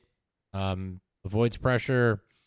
I'll get to some of the other stuff in a minute, but he has that same type of like big-bodied athleticism that we see out of Allen. Allen might be a bit better of a runner, but it's kind of the same thing you come to expect. There's mobility there, there's athleticism there, and there's a big deep ball there. Dan or Miguel, whoever wants to jump in, I'm sure that we don't all have rankings right away, but do you agree with May at 2? Do you take huge exception to it? Do you see the argument for it? What do you guys pick up on him? I'm assuming we're talking fantasy. Yeah, fantasy. Well, do both. So I'll have a different answer for NFL. So do both. Do fantasy and NFL. Give us both. Okay. It now. So I think for fantasy, I would put Jaden Daniels there. And for the NFL, I have JJ McCarthy. I think with Daniels, when it comes to Daniels, he just there's a lot of similarities there to Justin Fields, good and bad. I had him closer to Jalen Hurts than Fields, but I'm with you on Daniels, and we'll get to him in a minute. I mean, Fields or Hurts, if you have them in fantasy and they play, you're doing okay. That's a great quarterback to have in fantasy. Is it the best quarterback Fields the best quarterback for your NFL franchise? No. But he will score a ton of points for you in fantasy, and that's why I have Daniels there at number 2. What's your knock on May? So why those two over May? Let's talk some of the red flags of him. Because I feel like I just gave a lot of positives. Let's talk some of the red flags that are there. Yeah, we're getting too jumpy. It's really close between May and McCarthy. It wasn't so much a knock on May as it was I just like what I see out of McCarthy more. I think he's more accurate. I know he wasn't asked to do much, but he is not accurate at all. Well, he was more accurate, but that comes with an asterisk, and I'll hammer on that with you, Ryan, when we get there. Thank you. I just think he could be the better passer at the end of the day, like a Matt Ryan, Kirk Cousins type in the NFL, and I think that has a lot of value. Drake May has from what I've seen, the ability to turn down kind of the open guy and then kind of go for the run. He will miss and skip passes that are really short. There were just things about him that I was like, okay, the pocket breaks down and he kind of looks like he freaks out on me, and I don't love that. So that was kind of the big knock that I had on him, and why I had him slightly down. But I still like him as a prospect. He's still up there with me in the top. He ranks really well analytically, so he's a good prospect. But if my personal rankings, I'll have the other two, just because I think one could be the better passer at the end of the day, and the other is the better runner, and that just has so much value in fantasy. So for me, it's obviously pretty deep ball. When it comes to throwing vertically, straight lines, not near the sideline, May all day. Like over the middle. He's basically the opposite of Penix when it comes to his deep shots. Penix is afraid to take shots over the middle. It's weird if you watch the Washington games. Like I feel like there's a lot of boundary, and May is the opposite. May struggles with those type of throws. May struggles with anticipation throws. At least struggles I mean by mostly with consistency. He loses yak yards because he doesn't hit the receiver in the right spot. So ball placement. And the most important part of the zone is the intermediate yak plays. It's why Brock Purdy is so fucking good in San Francisco. He puts the ball in the perfect spot to maximize the yak of his receivers and to turn 12-yard plays into 30 plus. May struggles with that. And no matter how good your deep ball is, if you can't make the throws that you need to make, the opposite hash throws to the boundary, the deep plays where you're letting your receiver make a play. There's a lot of times where he just doesn't let his receiver make the play, and the ball is just wildly inaccurate. So for every great throw he makes, there'll be one of equal to where it just he needs to be reined in.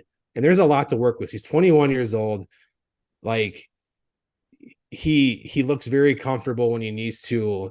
There's just head scratching decision makings. There's the over the middle stuff that yes, deep looks great, but if you can't maximize yak in the NFL, like you're not going to be as successful as other players are. And no matter how good your deep ball is, if you're not, again, that's the Josh Allen trait, right? Consistently. Yeah, exactly. Josh Allen is also big. And his arm talent is like his deep ball. Like he has a fucking cannon. Yeah. And Buffalo let him work through that. He also entering his third year, got a new quarterbacks coach and completely changed his throwing motion. Like Allen put in the effort to get to where he needed to be. I'm not saying I think May's a more talented passer right now in terms of coming into the NFL than where Josh Allen was. Yes, out of college, he's a lot more polished than Allen was. But this is a Josh Allen thing also here, right? And I see the same things you did in May. Dan, I'm gonna completely validate you here. My negatives on him were he's a tick behind on timing routes. His accuracy can be a touch off. It's not egregious like some other guys are, but it leads to harder than needed catches for wide receivers where they're reaching behind them or they got to go up to grab a pass or go down to the ground to grab a pass. And that's not going to maximize yak, and that makes it really hard in the NFL where separation's limited to actually like throw guys open and do what you need to. But I see, so it's not egregious. He's not my 2. Jaden Daniels is. But there's just that tick of just, that accuracy is just a little bit off to where you framed it up beautifully. He's not going to maximize his yak until that can get corrected. It's going to create some picks at the NFL level. It's going to create some breakups at the NFL level. It's going to hurt his completion percentage. But I just look at this and I see slightly less athletic, slightly more polished as a passer. Well, more than slightly, of Josh Allen coming out, and like I'd drool over that a bit if he lands in a solid situation and you can clean up a little bit of that timing. I think his ceiling is potentially even where Allen is. And again, it's just that there's similar size, there's similar arm talent, similar athleticism. And he's more polished, slightly less athletic, more polished as a passer coming in is how I frame him up. But I see all the accuracy stuff that you mentioned, and that was my knock on him. That's why he's my 3 instead of my 2. Yeah.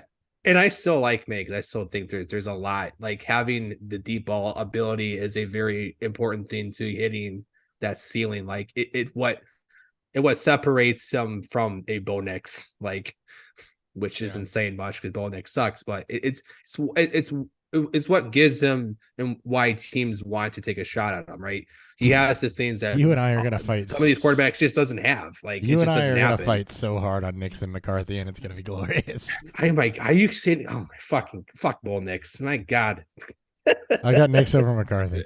We'll talk. Oh, Jesus! But I say we'll talk about that, and it sounds like we're gonna hit some dissonance here coming up, and that's probably gonna be the bulk of what's left of the show is when we get Nix, Penix, and McCarthy.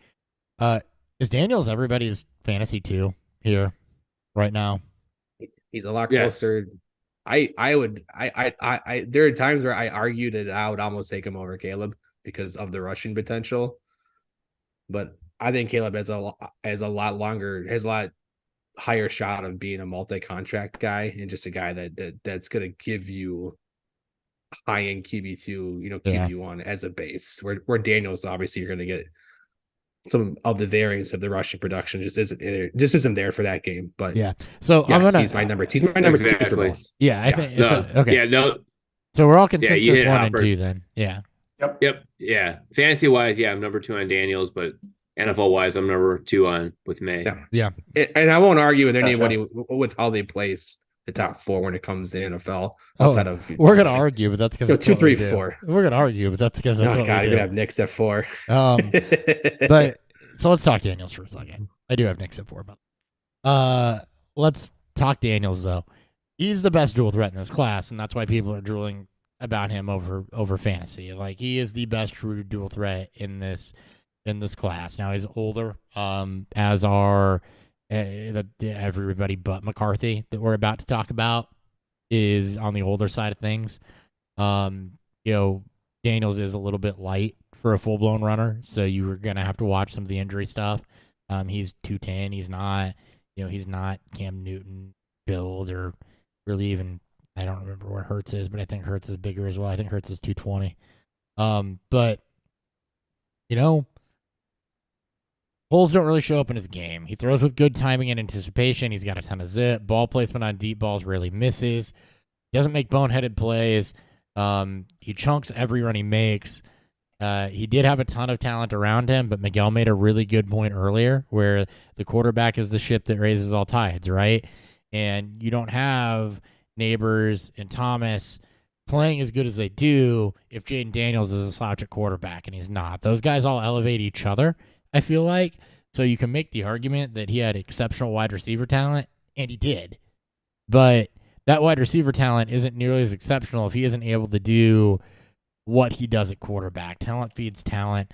The only knock I really had on him is he's the guy I saw as a bit more of a see it first thrower. It wasn't necessarily it wasn't Fields level bad or anything like that. But he did pass up some lower percentage throws. It could be dangerous, but that you might have to be able to make at the NFL level for guys to come open, and that can set him just a tick late. It's not Fields bad. It's similar, but it's toned down a lot. And like I mentioned earlier, I had him kind of in a Jalen Hurts realm from what I saw in film. Thoughts? It's like the big thing, and I think Miguel is going to hit on this too. Is he takes his pressure to sack rate. The funny thing is about this is, so and I want to hear your thoughts. So we were all right there, by the way, because when you said that, Miguel, I started looking at my notes, and Daniels is the guy that I figured you were talking about there. Well, that, and he lacks size, and he needs to protect his body more. He's basically Anthony Richardson, but 30 pounds lighter, and that's maybe even more than that, and that's a concern. But when he runs, he takes hits. He doesn't protect himself. Some of those hits are nuts, but he had a better pressure to sack rate this year than Caleb Williams did. Obviously, their career, so it's what you want to look at. Is it career or is it final season where these players are at? Because if you start to look at the pressure, the sack percentage, and shout out to Zach Kruger, he's the one that actually put me on this, did a lot of work between how players have transitioned in terms of what they were in college and NFL. It's a sticky stat. You can see, good quarterbacks are good at avoiding sacks, but not all quarterbacks that are good at avoiding sacks are good quarterbacks. So you need to at least be right around that.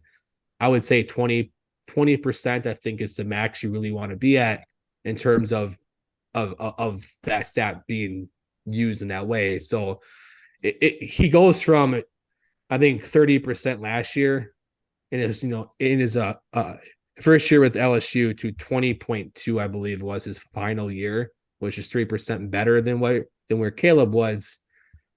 And that can be, familiarity in the offense. That could be having Brian Thomas Jr. and Malik Neighbors. That could be the fact that he's been a starting quarterback for 4 years at that point. that to me is where his big knocks are. He's undersized. He takes too many unnecessary hits, needs to protect the body more, needs to slide more, which I believe that'll be ingrained into him pretty quickly, I think. And then whether or not is he closer to his career at 25% pressure to sack rate? So is he mishandling pressure, or is he closer to where I think the average is should be? And that could be where coaching comes into play, because I think there's about a 3 or so percent plus minus when it comes to where these players will vary from year to year. But they're pretty sticky to where they come into the NFL with, unless you're Deshaun Watson, and then it just fucking tanks. Because Watson went from I think 14% to high 20s now. It's pretty nuts. And a lot of people too look at him too as he's 24 years old and this was his 5th year. But we had a lot of times we tend to forget that the 2020 season was the COVID season. And he only played 4 games, but he started all 4 games that too. So I feel like he's more NFL ready, even though being a little bit of an older prospect. But I throw away the 2020 season. Still really looking at him, he literally has 4 seasons of college football experience behind him. Mind you, that 3 of them were at Arizona State before transferring to LSU. Well, and the point of him being older, right? That when we're going to talk about these next couple of guys, Daniels, Nix, and Penix are all older. The only one that doesn't, they're all old. Yeah, the only one that doesn't fit that is McCarthy. That's what you're getting in this draft class once you get beyond, Caleb Williams, right, and Drake May and JJ McCarthy is, everyone's saying there's going to be 5 to 6 guys. Well, guess what? 3 of them are old by standards of what we're used to seeing, and that is the COVID season. We are still seeing the impacts of that 2020 season in guys coming out, and we see the impacts of injuries too with some of these guys. Yeah, and it's not just at the quarterback position that this is going to happen this year. This is the final year, I think, too, of the COVID of players that were COVID eligible. Yeah, this should be the last one. So we should start seeing a little. We should hopefully stop seeing 6-year starters like Michael Penix. Right. Yeah. It's been unique to see. He's been. I like Penix, but man, it's kind of throws anything relying on counting stats for thresholding out the window. Right. Right. Yeah. For me, as someone who, as I said at the top of the show, really kind of disconnected this offseason and wasn't paying attention and just started to dive in, really right after I started talking to you guys again, just to see what was going on and who these players were. It's like riding a bike. It really gave me this fresh perspective, because I wasn't biased by anyone's tweets because I really wasn't paying attention. So I came into it and I didn't know anything about anyone. Obviously, I knew that Caleb Williams was good and all that, and I had a feeling all these other quarterbacks were pretty good. But I always enter thinking that all the players are good. It's up to them to then prove to me that they are and should remain good, right? If everything else starts showing bad, then hey, that's on you. So that's always kind of the standpoint that I take. And with Daniels, it was just once I started looking at him, I was like, oh yeah, he popped right away. I was like, yep, he's clearly the number 2. But then all of a sudden, there's a great, if no one, I'm sure you guys do, but for the listeners, if you're not following at FBALL_insights, FBall_insights, you should. I mean, this account just produces so many unique and wonderful stats that it really opens your eyes. And it was just one tweet after the next that was just showcasing. And it wasn't that this account was personally highlighting Daniels in a negative light. It was just that was the takeaway of every tweet that you saw. And so I'll wrap it up this way, where Justin Fields, I wrote that Jaden Daniels has a Justin Fields sack problem. And that's true. Jaden Daniels is entering the league again. The NFL QB average of entering the league is 7.4%. That's what you get sacked in college. Justin Fields entered at 9.6. And as I said earlier, as you get into the NFL, that tends to get worse, right? It's just how much worse is it going to get? Well, where is Justin Fields at today? His career is 12.4. So he got dramatically worse. That's Jesus. That's a lot bad. worse from where you started at, right? So if this is your base, 9.6, well, where's Jaden Daniels coming in at? Well, he's coming in at 9.9. That's not much different. It's higher than Fields. So he's likely going to at least get sacked at that rate entering the NFL. And it could get a whole lot worse for him. So he could really be that same, just if it all comes down to, how well does he see the field versus Justin Fields? Like, that's the question that we all have to answer. Does he see the field, and does he anticipate his receivers coming open on routes that Justin Fields just cannot do? And if the answer is yes, then maybe he'll be okay. He'll always have this problem, right? It'll always be a negative, but it's just how much of a negative is it going to be? Is it going to be that you're going to get run out of town after 3 years and get sent to be a backup quarterback to washed up Russell Wilson? Or is it that they're going to maybe keep you around the extent of your rookie contract and maybe give you your second one? So that's the question I have out for folks. I don't know. I haven't watched Jaden Daniels that much to know what his anticipation is like. But if that is better than Justin Fields, then that should give you some hope. But the other thing that really stood out to me for him was that he has a scramble rate on non-pressure dropbacks of 9.4%. What was Justin Fields? 8%. So when you're not getting pressured, you're still out there running. Again, that tells me as soon as anything doesn't even feel right, you're just going to bolt. And when your receivers are Neighbors and Thomas, you're still bolting at a 10% clip. Yeah. That something there isn't adding up. That's a question. Why are you fleeing the pocket if you've got these great receivers? Sure, you put up a Heisman winning season, but that still doesn't make that go away. You're fleeing the pocket because right? How much better could it have been? No one's blatantly wide open and you panic. Right. And then looking at just his passer rating heat map from 0 yards to 20 yards, he's good over the middle, and that's great. So he's not afraid to throw over the middle, and I think that's a really important trait to have as a quarterback. But when you compare him to the other big quarterbacks in this class, and even prior, Bryce Young and CJ Stroud, he's clearly the worst cumulatively when you compare how well does he throw to the left and to the right, from 0 to 19 yards. It's not great. So I think those things just gave me a lot of pause about who is this guy. It's giving me just a lot of Fields vibes. A lot of red flags. I think he could be really good for, from fantasy for the next 2-3 years and provide you a lot of upside and help you win games? Absolutely. And I would draft him for that because that clearly has a lot of value. But am I going to bet that he's going to be given a second contract? I would not take that bet today. He's going to have to basically be Lamar when it comes to winning games. He's going to have to, because I don't think he's going to come into the NFL. I still think he's going to need a lot of coaching up when it comes to being highly, balancing between being a pocket passer or at least being a passer in general and not scrambling too early.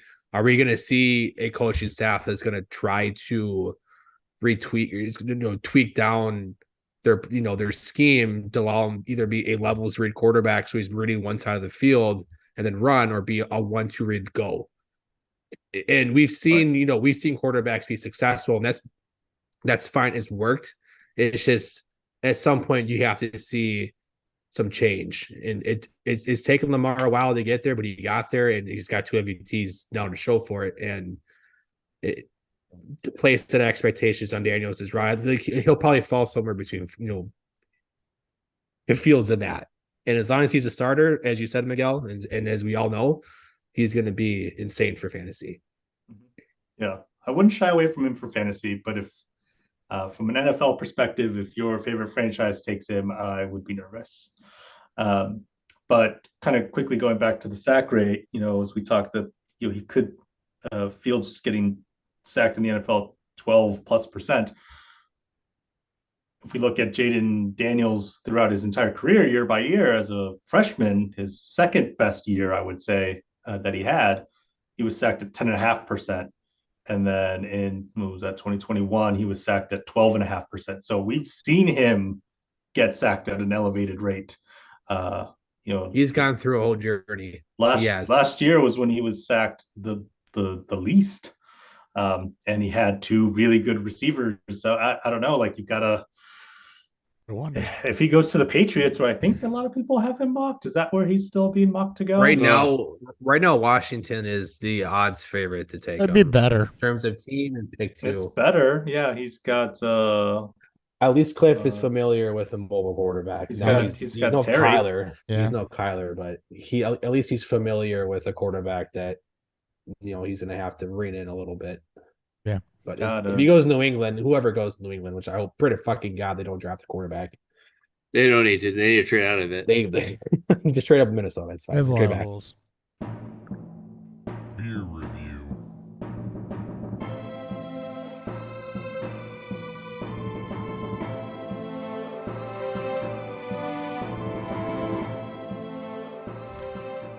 All right, in the interest of putting the Nix McCarthy banter off as long as possible, and the fact that we're an hour and 40 minutes into the show, let's go ahead and talk about this. Dan, start us off. Yeah, and I'm drinking Boulevard 89. This is really. It looked like you were drinking Dasani. Yeah, I was that too. I like to also drink water because I like to drink water with my water beer.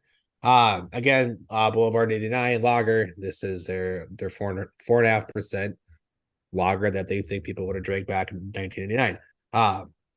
It's what you would expect it to be: light, crisp, dry finish. That's got a slight skunk, slight skunky feel that you would get to it when you're drinking a domestic beer. Gonna put a lot of these down if it's warm outside. And if you like lagers and you're out in this area, you can get Boulevard pretty much anywhere nationally. If you see this, pick it up. I don't know if this one particularly is. I've never seen that one before because I totally went nationally distributed. I haven't either, so I'll look for it. I'm gonna look for it now. More regionally. It's definitely a decent and a good lager drinker. Ryan or Miguel? Sure, I could go next. So the camera here, Space Goose by Bentonville Brewing.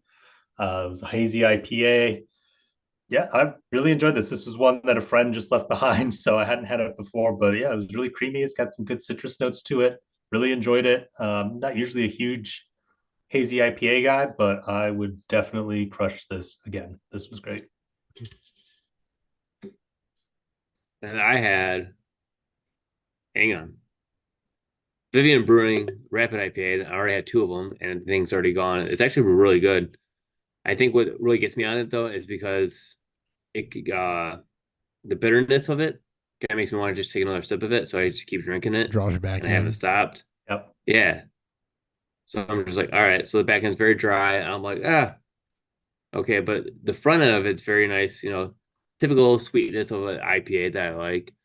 But the back end is just a little bit more of a drier, so it tends to make you want to drink more. So if you think you smash these are definitely smashable, even though they come in at 7%. But yeah, definitely worth drinking.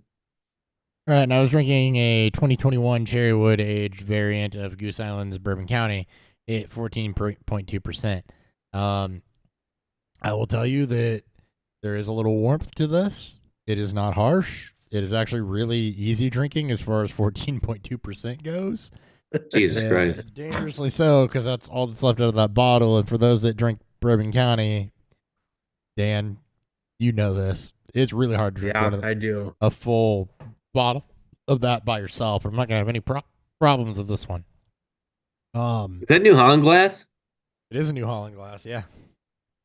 I got I almost brought out a dragon milk s'mores for this one. S'mores? Nice. Yeah. That's got some age to it. I remember those when those came out at Penix, man. It does, and my fear is so that good, I've too. let it sit for too long, and it might not, but we'll get that out eventually before we end. I wouldn't be surprised if you still get some s'mores to it. We'll Maybe the graham cracker fell off a bit, but we'll find out. But for this one, it's chocolatey. The Cherrywood gives it kind of a, well, see, I try to not associate the fruits with the woods, but it does give it a little bit of like a dry, slightly sweet, like tartness to it that goes behind the chocolate that you normally get out of Bourbon County. But the thing that sticks out to me about this one the most is the body, because it's not thick. It drinks more in kind of that porter range, in like that medium heavy range, which I think is what leads to it being so drinkable, with those chocolate and sweet notes balancing out that 14.2% really well. So it's a really, really well balanced imperial stout. The cherry wood impact, I think, does a lot behind it to just add a little bit of complexity and hold up that ABV a bit. And it makes it a really drinkable 14% beer. Like, I'm going to drink a bottle of this without a problem. And I can't remember the last time I've completed a full bottle of Bourbon County just on my own, just because they're typically so hard to drink, 16 ounces of them. Yep. So. Yep. All right. So it sounds like most of our controversy is going to be around McCarthy and Nix. So let's talk Penix. Because it didn't sound like, in what I've been listening to, that anybody's incredibly high on Penix, and I know that some people in certain circles are. I was really whelmed with him. I have him out of the 6 that I watched ahead of this episode, because, well, I kind of glanced at a couple other guys that showed me nothing, and I just decided they weren't worth writing down or ranking or talking about. He's last on this list out of, he's behind Nix and McCarthy, I guess is a better way of putting that for me. I'm not seeing it. So I'm curious, like, kind of give me your initial thoughts on Penix before we dive into him. Where are you guys at with him? He's a great deep ball. Like, he's a great pocket passer to me. And you guys are laughing at this. I think he's a better Will Levis. Like, he's not a threat to run, even though you're at a 4.5, 40. I know it's not saying much because we don't like Will Levis. He never ran. He never ran before his ACL injuries. A better Will Levis. Yeah. He never ran before his ACL injuries. He doesn't run afterwards. You put him off the spot, like, he struggles. He may run because the pocket's uncomfortable for him. Everything needs to be perfect. It's like a blend of Josh Rosen needing everything to be perfect for him to shine, and he's already old. Yeah, like he's lost 2 seasons to ACL injuries. He's lost 2 seasons to shoulder injuries. He's Kenny Pickett old. Yeah, I at least he can throw beyond 20 yards. But yeah, I'm with you. Like, Vikings fans fucking love him, and this is why I've dove hard into these quarterbacks. Obviously, it's because my favorite team needs one. Is talking about these guys, and Penix, the people were on them, and like, it's been fucking. And Hopper, you know it too with the Bears. It's just everything about him. It's like this, and I'm like, guys, we don't want to draft Penix. I don't want Penix in the first round, and he's going to probably go first round. He will. Thankfully, we have 2 first-round picks, and we'll move up. We shouldn't have to worry about taking him, but he will convince the team. So go ahead, Miguel. How old is Penix? 24. 24 when the season starts.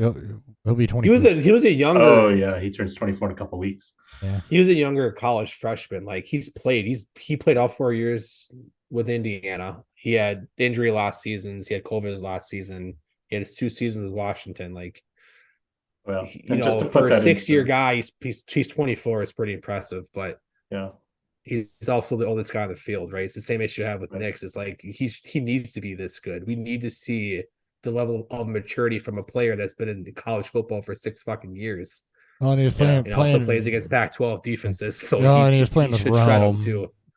He's playing with 3 NFL receivers. One of them is going to go top 10. 2 of them, the other 2 will probably go at some point day 2, early day 3. Like, yeah, he has 3 NFL caliber receivers. How'd that work out for Jordan Tiamu? He ended up in the XFL.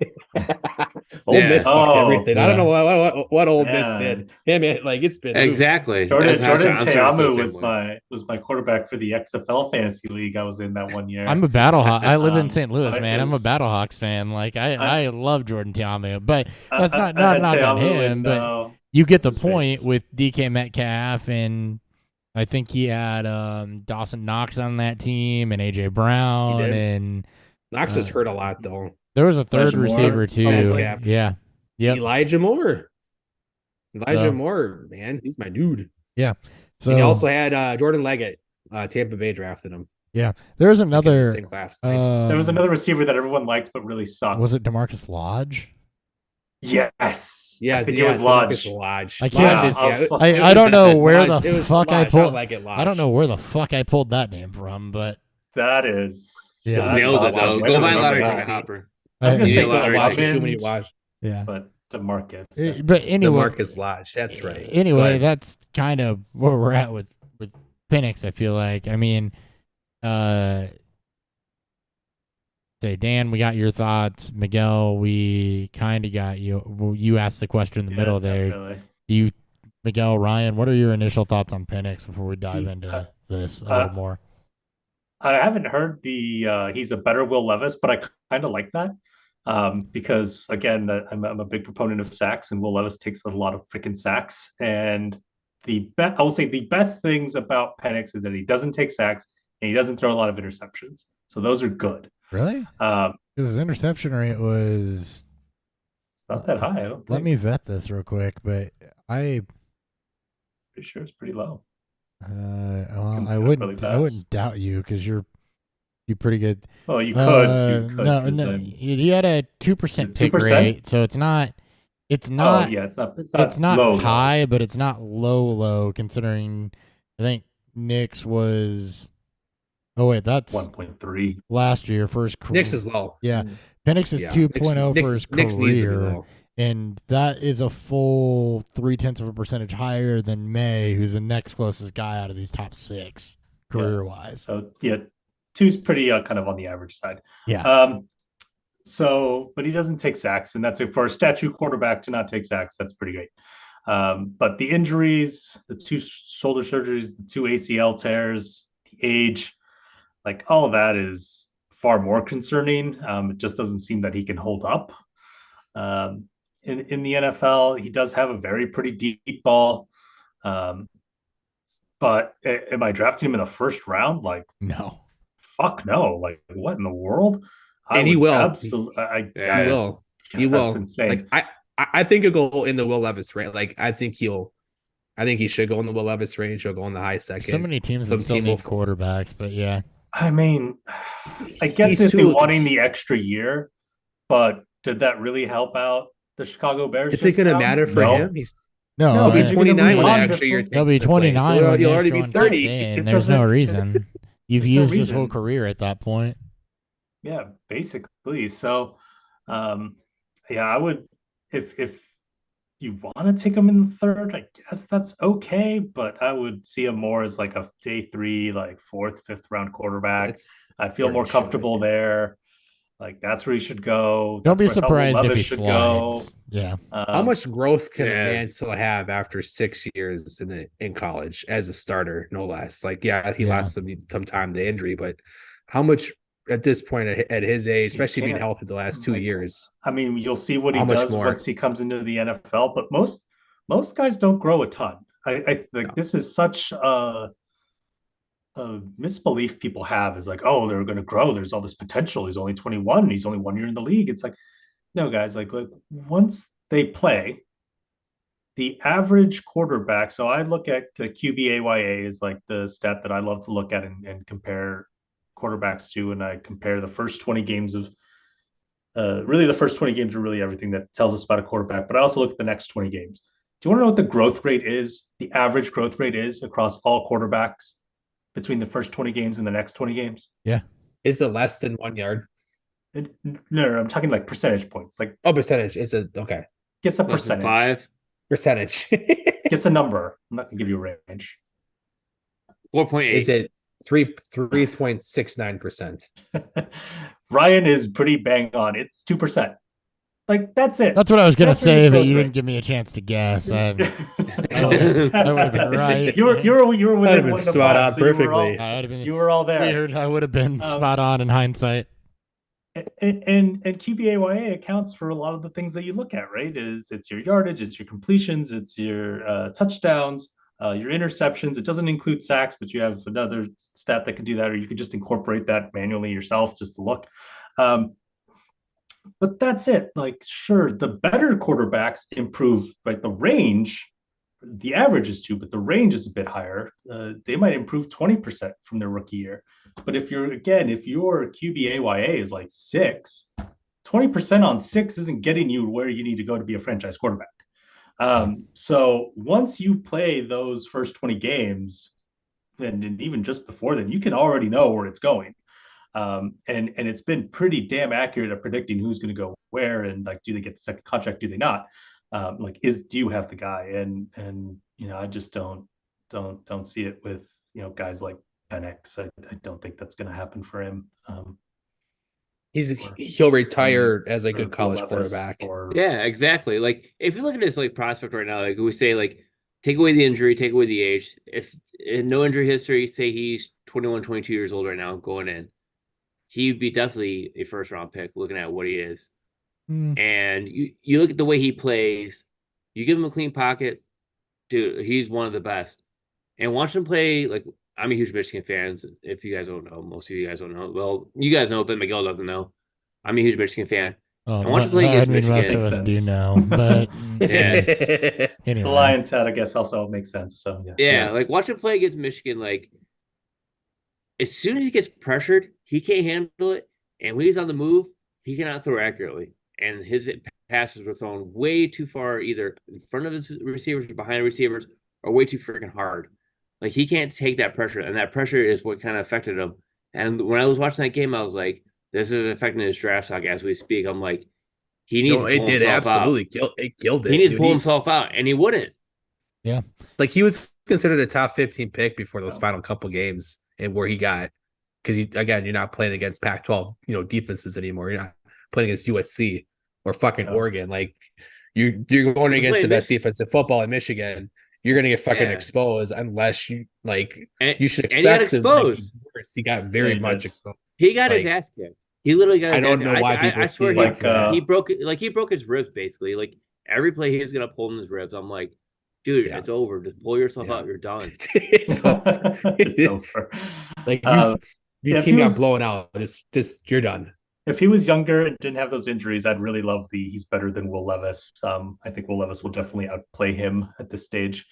But maybe. I mean, if you're drafting Penix to be I think he could be a good backup quarterback in the NFL. Spot start for you here and there. That's about all I would really. He's got some bridge traits to him, right? Right. He goes to he could have a 4 touchdown game against Atlanta. On 28 passes. Again, Will Levis. Even Will Levis had a game that everyone was like, oh my God, he threw 4 touchdowns against Atlanta on 28 passes. What the fuck did he do afterwards? Absolutely nothing. Nothing. Yeah. If you're in the NFL, anyone can have, at any given Sunday, have a great game. That's why you're in the NFL. So it's not impressive to do it. It's impressive if you can consistently do it. So with that, if teams are drafting him to be your franchise, I wouldn't turn the keys over to this guy. No, bring him in to be a, I don't know, name a starter that needs a backup. I guess Aaron Rodgers needs a backup. So yeah, go to the Jets. He's got Zach Wilson. That's actually probably a decent place to go, because if Rodgers gets hurt or is too old, all right, then you got this guy, but you're not really bought in on him. Except the Jets' offensive line's pretty bad. You got to send him to a team. And you've got Zach Wilson right now, who might be better. He can at least move. I don't know if he can throw the ball well, but he can at least move. For Penix, my knocks were that I just didn't think he saw the field all that well, which is kind of the accuracy on mobility thing, but he didn't have pinpoint accuracy. He didn't throw people open. He didn't show much of an ability to scramble. He seemed to be late on throwing some routes. He doesn't identify open receivers quickly.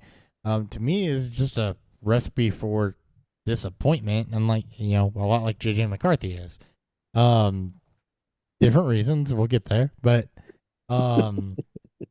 there's just, I agree with the deep ball. The mobility to me though is a problem, and he's got some interception and completion blemish problems, over at least the last couple seasons. Mobility not being there is a problem in today's NFL, and I just, like you guys said, how much can you grow at that age? So to me, this is a guy that one or two things is going to happen on draft night.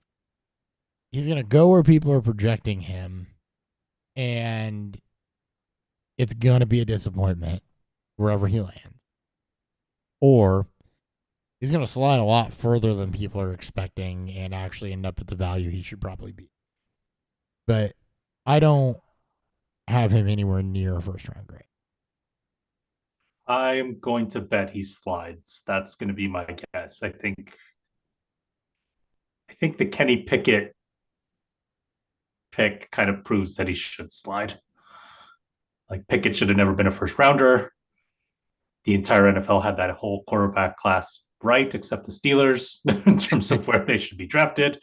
And so you're just basically hoping that one, I mean, all it takes is one, but I think the NFL will learn and go, no, I think it's a lot of, I'm going to guess it's a lot of smoke around him going in the first. All right. It's like Geno Smith. All right. It's time. Ryan, I'm going Don't worry, we'll talk about Geno Smith when we talk about Bo next. Okay. Same quarterbacks. All right, Ryan, I'm going to give this to you. I've got Nix over McCarthy. Are you there, or are you still McCarthy over Nix? I don't really care at this point. They're basically almost the same to me. Yeah, they're not at all the same to me. Really? Wow. Yeah, this is going to be interesting. I want to hear this because You want to go with McCarthy first? All right, I don't really let's care. go with McCarthy first. Yeah, I want to hear your guys' thoughts on this. I'm going to go McCarthy first. We can argue McCarthy. Ryan will jump on this with me, and then we'll end on Nick, because I think in terms of trying to keep some things in order consensus wise, that McCarthy's going to be over Nick's, because there's two of us that are high and two of us that are low. The first thing I had for my JJ McCarthy notes was a bunch of Z's, because it was very boring. That's fair. I said it was a fringe starter. Thanks, Michigan. Thanks, Jim. I'm going to read just what I wrote down verbatim, because it's the freshest take I have, because it's right after I watched him and put his numbers on paper and everything. Fringe starter that's likely going to stick as a backup. He doesn't miss open guys and knows when to take the check down and get positive yardage. Bit long of a throwing motion, has some touch accuracy issues, but the high completion percentage seems to be a product of short to intermediate throws that are schemed open and not necessarily any form of creative ability or arm talent.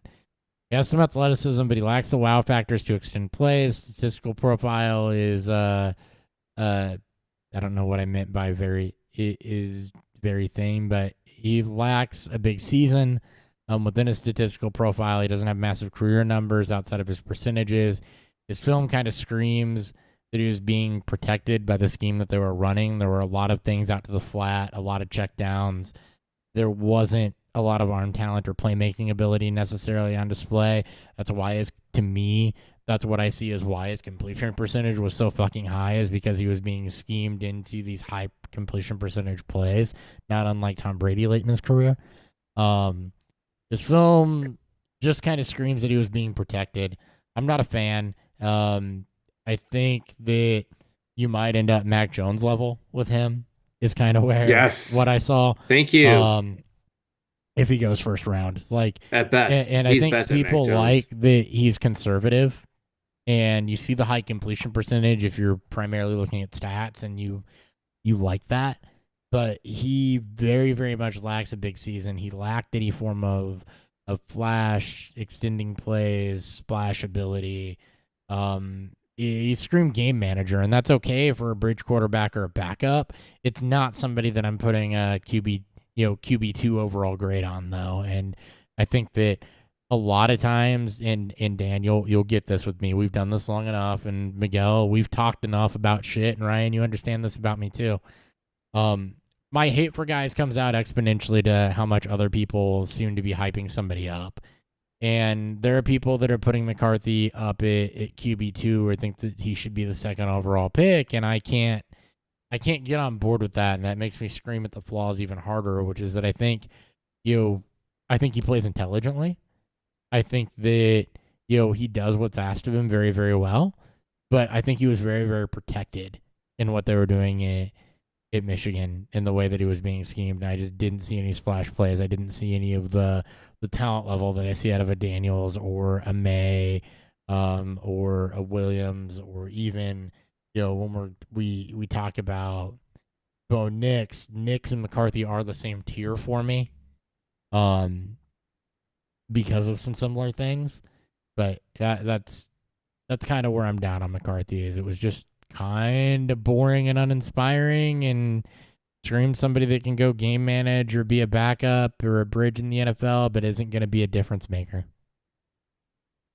Totally agree. Like he's one player who, people say, well, you're never gonna see his true rushing ability, and they would scheme him out of it. No, they didn't scheme him out of it. You shut down his first read, he didn't know what to do, so he starts scrambling. He take more tackles for a loss than anything else. So what he ended up doing, so his sack rate is very low because he got outside the box. But what you don't see is he only gained 202 yards rushing. What you don't, as I said, what you don't see about that is 76 of those. He could have had 76 yards gained, but instead he took those as tackles for loss because instead of throwing the ball away, he would just actually scramble out with it and just take the hits. He wouldn't try to get the first down or to say, you know what, I can't get it, throw it out. He just thought try to play hero ball. And you look at his schemes, the way they were playing. Hero ball without the talent to play hero ball, by the way. Yeah. It'd be like 5-7 yards slants every time, or tight ends open right down the middle. You try and make him throw the deep ball, it's a 50-50 shot at best. He's not what you think he is. And people I don't see what people see because I watched every Michigan game. You've seen more of him than anybody else. Yeah, he needed to go back another year. I understand why he didn't go back another year. Harbaugh's gone. So, you get a whole new coaching staff. He actually made the decision before Harbaugh made his decision too, which is I think Harbaugh. I also they might have been like a wink type. Yeah, I know exactly. I'm just saying it was announced prior to Harbaugh announcing this. Yeah, when he announced that he was going, I was like, oh, Harbaugh already left. I already called it. We all knew he's done. I know. Yeah. I know. So you look at his deep ball accuracy, it's not there. It's a 50-50 shot mainly. It'd be either way underthrown or way overthrown. I mean, he'd have wide receivers wide open, and he could throw deep and wouldn't hit them. There was many games like that happen with this. And he really needs one more year. He really should have came back one more year. And wherever he goes in the draft, I think he's going to be overdrafted. He needs a city year, at least a year or two. He needs not the Jordan Love type of treatment, but some type where he just gets the Mahomes type of treatment where he actually sits one full year. Ryan, can I ask you something? Yeah. Because I'm curious if our take differs here. So you keep saying you should have went back for a year. He needs to sit a year. He needs to ride behind somebody. So, do you see a lot of ceiling with McCarthy? Because I see a very, when I watch McCarthy, I see a ceiling, and this is probably my biggest knock on him, is I just don't see a ceiling that's all that high. The floor is there, absolutely. Just as a passer and somebody that can probably run an NFL offense and not kill you, that old school coaches would love. But how high do you see his ceiling? Because I see the ceiling being extremely capped, but then I associate, maybe this is my own bias, but I associate things like needs to sit a year, should have gone back for a year, et cetera, with there being, more of a ceiling there than maybe I saw. And you've seen him more than I have. His ceiling's not there. I don't see the ceiling that a lot of people are seeing because they're like, oh, yeah, he's this and that. And I'm like, where do you see that? I don't see that. I don't see him as a starting quarterback, to be honest with you. He's not, definitely not, he's not ready. He's a backup. Yeah, he's a backup. Yes, exactly. So we look at him now. He goes high in the NFL draft. He's going to go high in fantasy rookie drafts.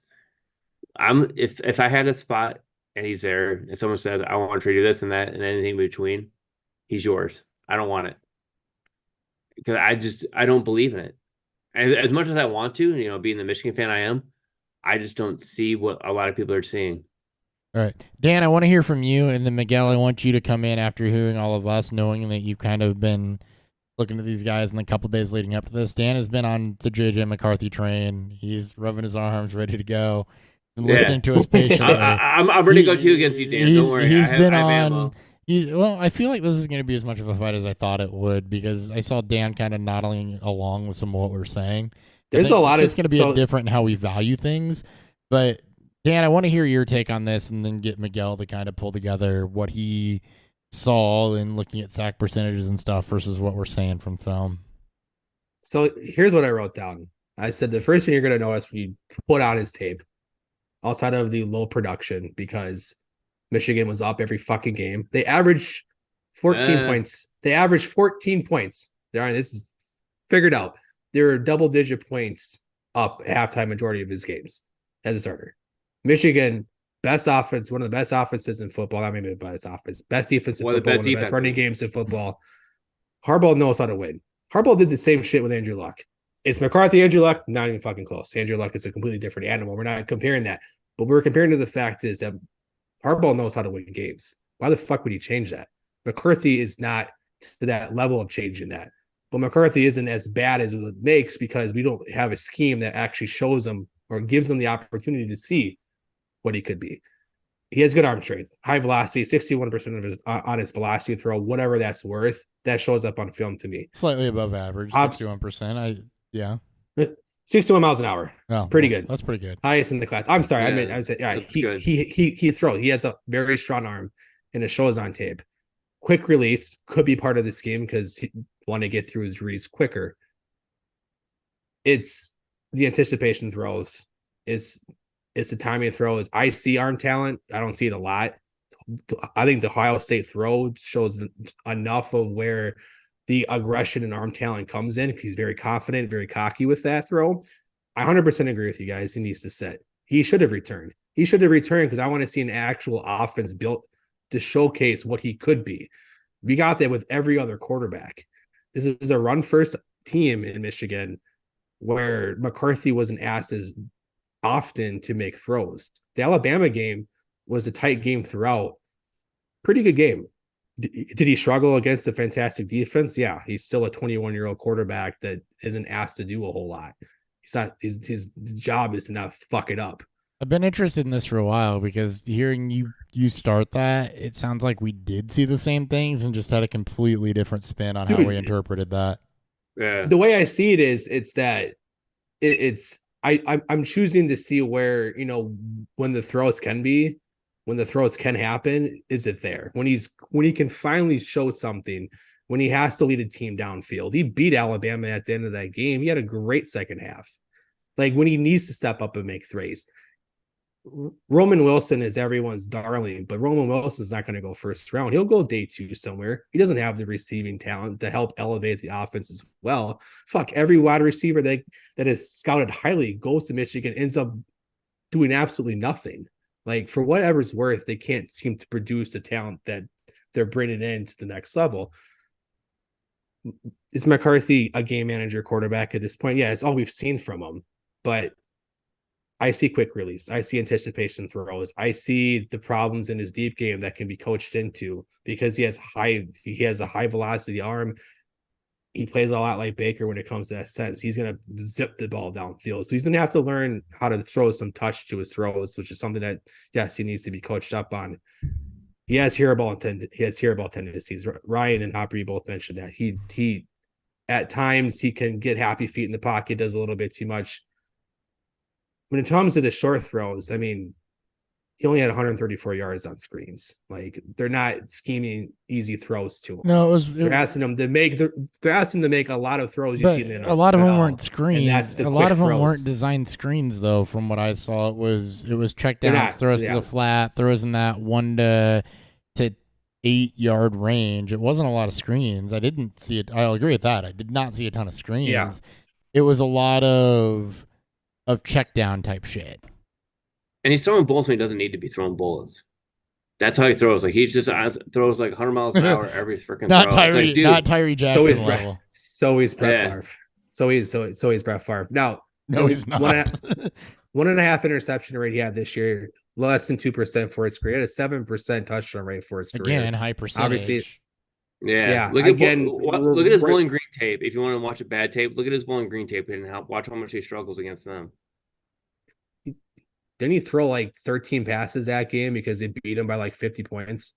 They won 31-6, but he threw 3 interceptions with 2 touchdowns. Again, I think but you can see his play style and how it was affecting the game. That's why they I went just- to a little more I run think, heavy. and Dan, you went to exactly where I thought we were going to go to statistically, and that's just, again, when you're throwing high percentage throws, you're not going to turn the ball over, and you're gonna have a high completion percentage.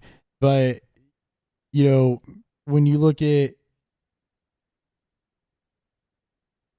well, You look at Penn yards per State. I attempt mean, was at he was 7 for 8. 9. So I mean that's okay. I wonder if I can get his air yards per attempt. I think the concerns are But- absolutely valid. It's like Yeah. McCarthy he's the most up and down when it comes to how people feel about him. If anyone ever brings up, counting stats to shut it down, because it's, again, like in college, scheme is a part of it. Like these college coaches make a fuck ton of money. Their goal isn't to coach up these players to play in the NFL. It's to win fucking games and to make money and to create a legacy. That is their fucking job. Like this isn't make the school money. This isn't a G League in basketball. This isn't the minor system in baseball.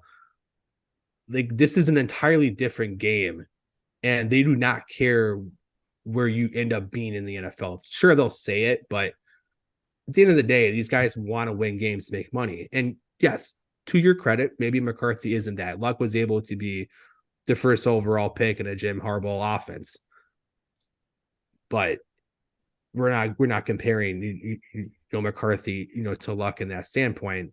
What I see is there is opportunity for him to show a higher ceiling than what I've seen, than what you guys clearly don't think he has, and then what Michigan allowed him to be, because it's a run game. It's when we talk running backs to Blake Corum, like I think they leaned on Corum way too fucking much. Like I think he's gonna be broken before he gets a chance to play at a high level in the NFL.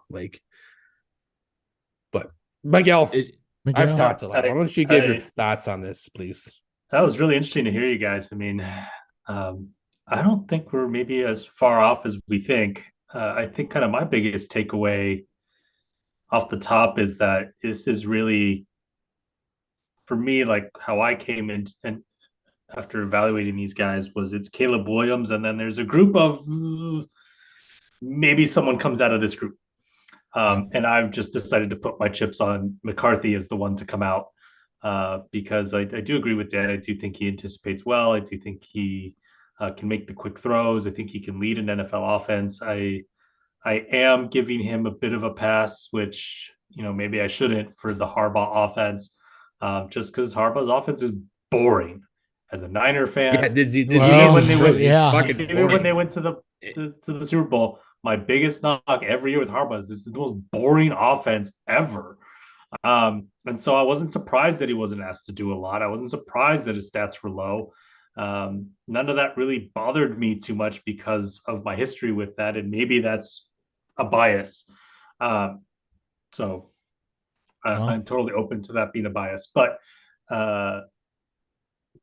what I saw with McCarthy, I'm like, if you put him in a Shanahan offense or in a Sean Payton offense where he's got to make the quick decision. Kevin O'Connell offense. With Kevin O'Connell, someone from those trees, I think he would do very well there, and that's where the NFL is headed. That's where most of the coaching staffs are getting hired.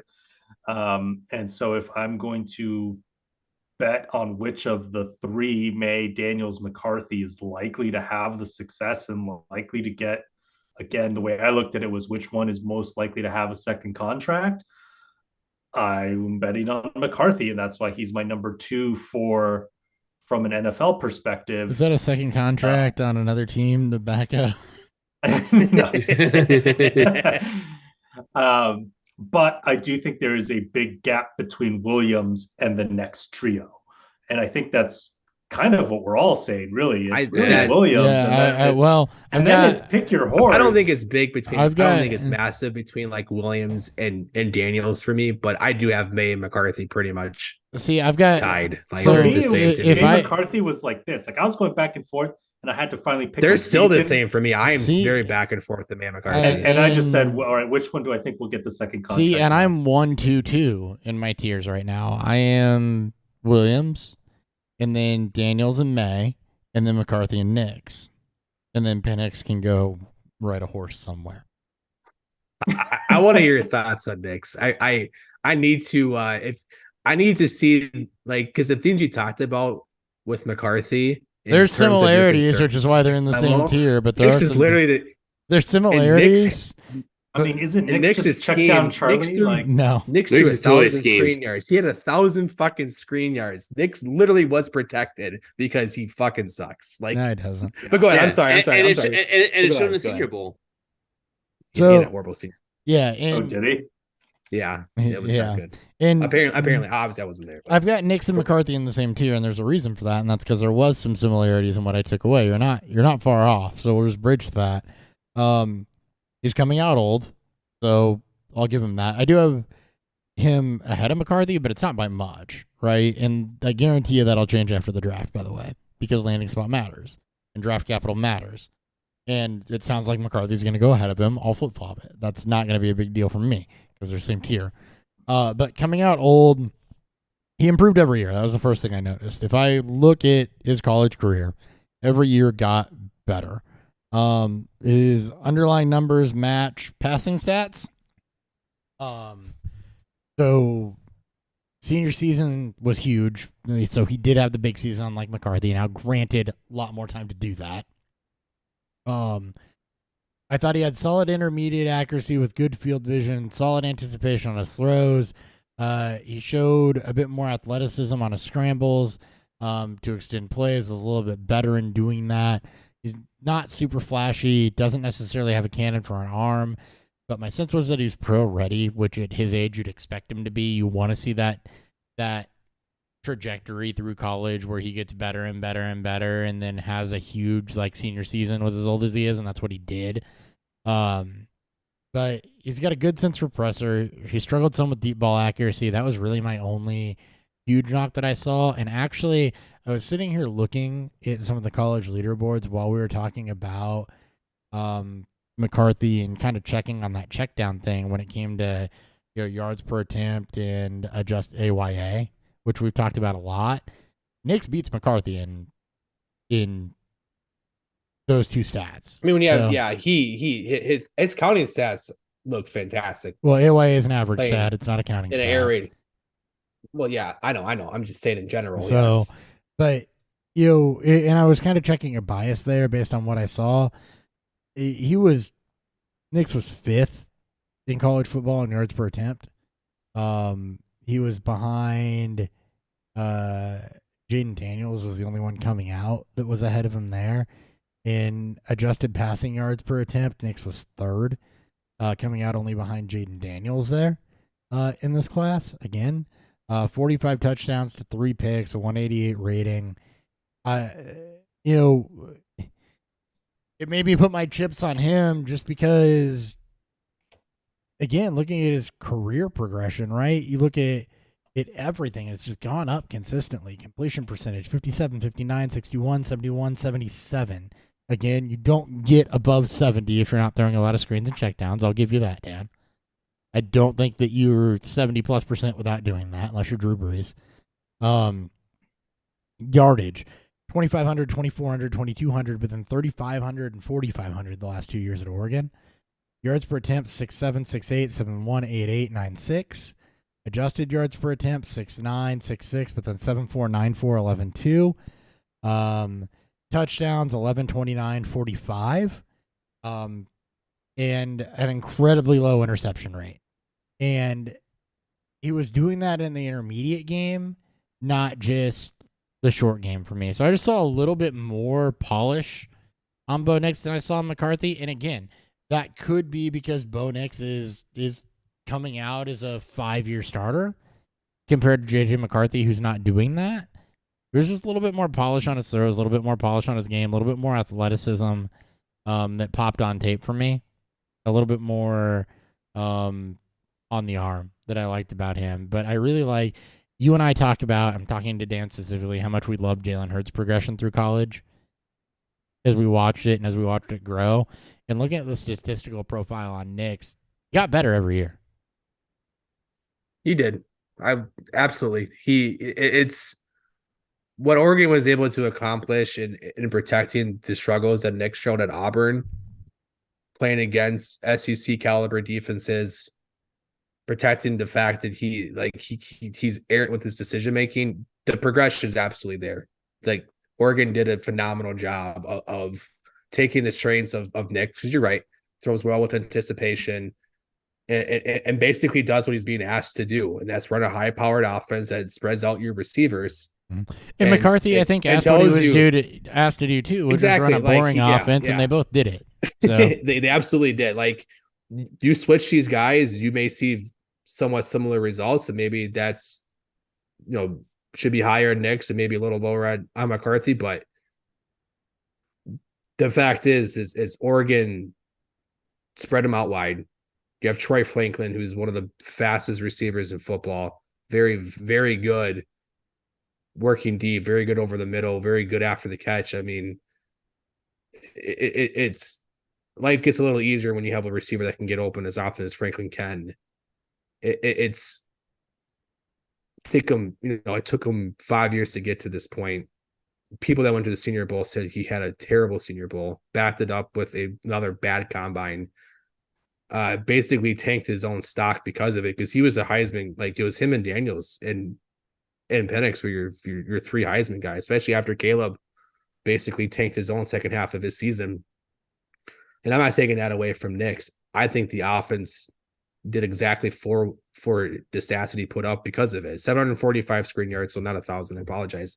Led all college football. Oregon knew exactly what to do with him and got the most out of it.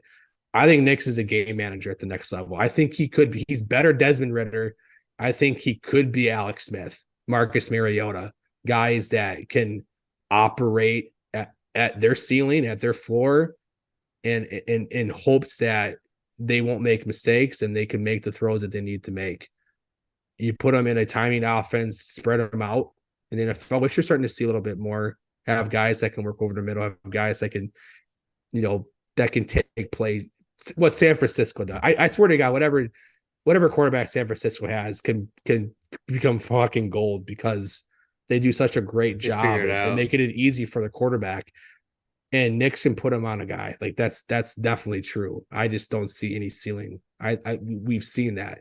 He's been in college for 5 years. Excuse me, 6 years. He's been a 5-year starter. Like, at what point are we going to see more? At least McCarthy has 2 years. At least McCarthy still has, and again, I know, Miguel, you pointed at this about age, but still 3 years is still a difference, especially, mentally. You're still growing as a human being at 21 compared to 25, where Knicks is. Like, McCarthy is also, 6'3", 218, like the big boy. I think he only came in barely over 200. Who, Knicks? McCarthy. No, McCarthy weighed in at 218 at the combine. Oh, McCarthy, he ate some chicken, and that dude put on some weight, and good for him, because it makes him look better for sure. I knew that. I just I think Oregon showed exactly who Knicks is going to be in the NFL, and along with his draft, along with where he's going to get drafted, probably his chances of hitting are even, like, if you're not going first round, I have no interest in you. That's just, I'm sorry. And Miguel, I still had a lot of Brock Purdy, because he was the Debbie Darling his freshman year. Right. Like, I actually loved him his freshman year, and then it just fucking, yeah, I did too. You exactly knew what, like, he basically tanked. I couldn't think a quarterback could get worse from year to year, and he did. And then who did? Everything changed. Brock Purdy. Oh, yeah. This is kind of like the opposite of Brock Purdy, where Purdy peaked in his freshman season. Yeah. But yeah, I think from a fantasy perspective, I like Bo Nix, like, behind the other guys, as being the fifth quarterback then. I think he's going to run more than Penix, so that's why I'm going to take Nix over Penix all day, every day. Yeah. Oh, absolutely. I would too. I'm sorry. I'm very simple no-brainer. when it comes away. It's an absolute no-brainer. You take Nix over Penix. But in terms of, like, NFL, like, Bo Nix can go right on a horse with Penix somewhere too. Like, I just don't care. I don't think Bo Nix is that great. His 3 years at Auburn have got to be the most, like, underwhelming 3 years I've ever seen. You don't go from 59% completion to 75% completion and have it all be like some natural growth. Like there's a lot of hiding and scheming and 1,000 yards just from screens. Like I think that's really hard to judge at that point. Like could he be a bridge QB that does You take a away little those here and 1,000 yards there? from screens, he's still got He's still got 3,500 yards. 3,500 yards. So Yep. I got you. Like that's fair, but I don't see it. I just don't care. Like he's just not someone that excites me. that's why From an NFL perspective, like if I get him on fantasy, like is he going to start? Unless he's got like a clear runway to be the starter, and like then great. But I will probably look to move him as soon as he does something decent. If I can get a good offer, I'll say this: if you're looking at Penix and Nix in your draft class when you're looking to pick them, trade that pick for Justin Fields. At least you'll have more fantasy production for the time. I will agree with that entirely. I would, and they'll probably play some similar amount of games because I would do that too. I don't know if those people that hold Fields were willing to do that, but I've had people ask me about him. I've had offers come out, and I still value Fields in that sense, but I'm also very rational with I know where his career is probably going. Yeah, and as someone who I've come to grips with it. I'm fine. I'm okay, guys. It's okay. I'll be okay. I've had trade Justin Fields as a hashtag in my bio for like a year or two now, and now let's move to trade Lawrence. Yeah, now it's Trevor Lawrence. And now that he's on the Steelers is the first time where I'm like, okay, now I want him on my team because now the value represents the talent, and there's asymmetrical upside there in terms of what you get. So sure, he's not going to be the long-term starter. He's never going to get some Baker Mayfield like deal with Tampa Bay. Like that's just not going to happen. But can he win you some games if you're competing and need a championship run? Like great QB2 on your team and use him when you can. Absolutely would trade for Fields now. Yeah. All right. Kind of a long episode, but we promised tight ends. We haven't done one of these in a very, very, very long time. Right? It's actually been a fun one. The more that I keep yawning, sorry. Well, the more that I think about it, though, the more I'm like, shit, I should have put tight ends with running backs because that's also going to be weak. But we can do that. We can just change it for next week. No, but I promised. I don't want to keep you all too long, but one more question. Where do you all have Bryce Young at this point? What are you doing with him? Oh, shit. I'd trade for him. Dude, his value is completely tanked. Like, yeah, he's like, I would trade to sell, basically, because you're just waiting for a moment. There's to more. You'll see a game or two because everybody has a game or two. Miguel, as you know, everyone has trade him because I don't think Carolina's problems is completely the reason why that Bryce Young had such a tank year. I was also lower on him. I still like him. I still think he's better than what we saw last year. So yeah, but how much? But how much better? And again, it comes to making excuses for a guy. There's a lot you could write up for Bryce Young. Oh yeah, absolutely. I think that there's more. I don't disagree with that at all. There's more upside there. So yeah, I think I'm a buy on him, but also to flip at the first chance. I don't want to get. It's like hot potato. You buy to I sell. don't want to get stuck holding that. Yeah, like I think in startups he's like mid-20s, late 20s, and he's still a starter. Like there's still a chance that Carolina can at least be better offensively than what they were last year. I don't believe that he's going to be that consistent, so I'll move him. But at the same time, when everybody's on the same mindset, you're not going to get him for like you won't be able to make that happen. Everyone's lowest to the right point. He's not a first round pick. He's barely a second round pick, honestly. But I mean, here's the question: would you rather have Penix, Nix, or Bryce Young? If you had to pick between the three, who would you rather have? I'd rather have Bryce with the pedigree. God, can I not have any of them? I'll take Nix, I guess, because the answer is trade for Justin Fields, guys. Yeah, like again, I would totally trade. I don't know if anyone's willing to make that trade, but if someone is, but that's the draft picks that they're slotted to. You know what I mean? Still buying into Bryce Young was the number one pick, therefore he must be good.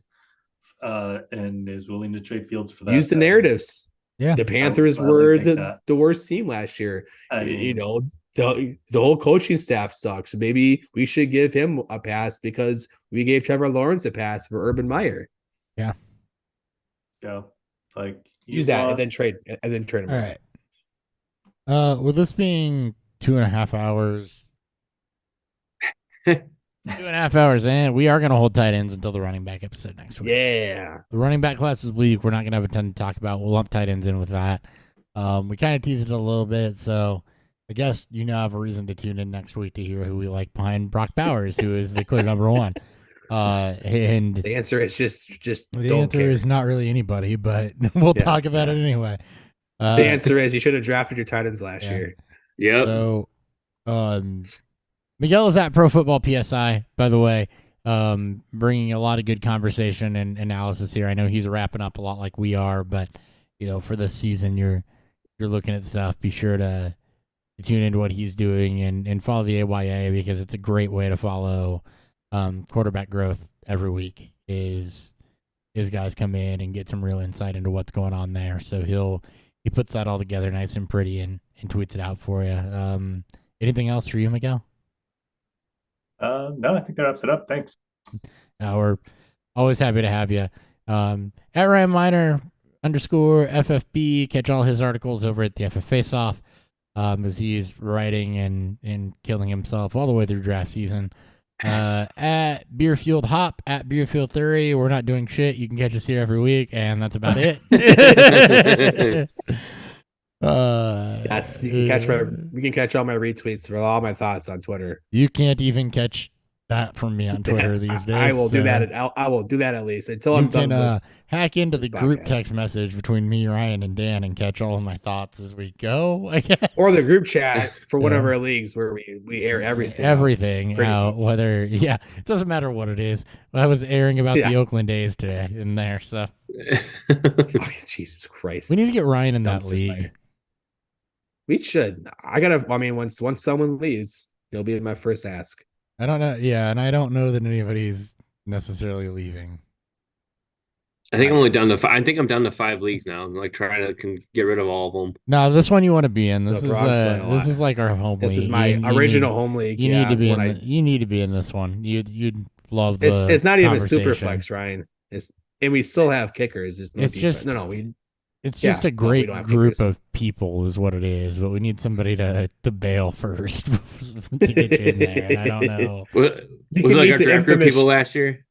I can meet the infamous Sean. I have my once we hop off air as to who I'd like to see bail, but you just kick him out. Sure, yeah. You say you just replace. Well, he's come close a couple times, but pull in Office Space and just fix the glitch. Yeah. Exactly. Miguel nailed it on that one. All right. Thank you guys for tuning in. We'll be back next week with running backs and apparently tight ends.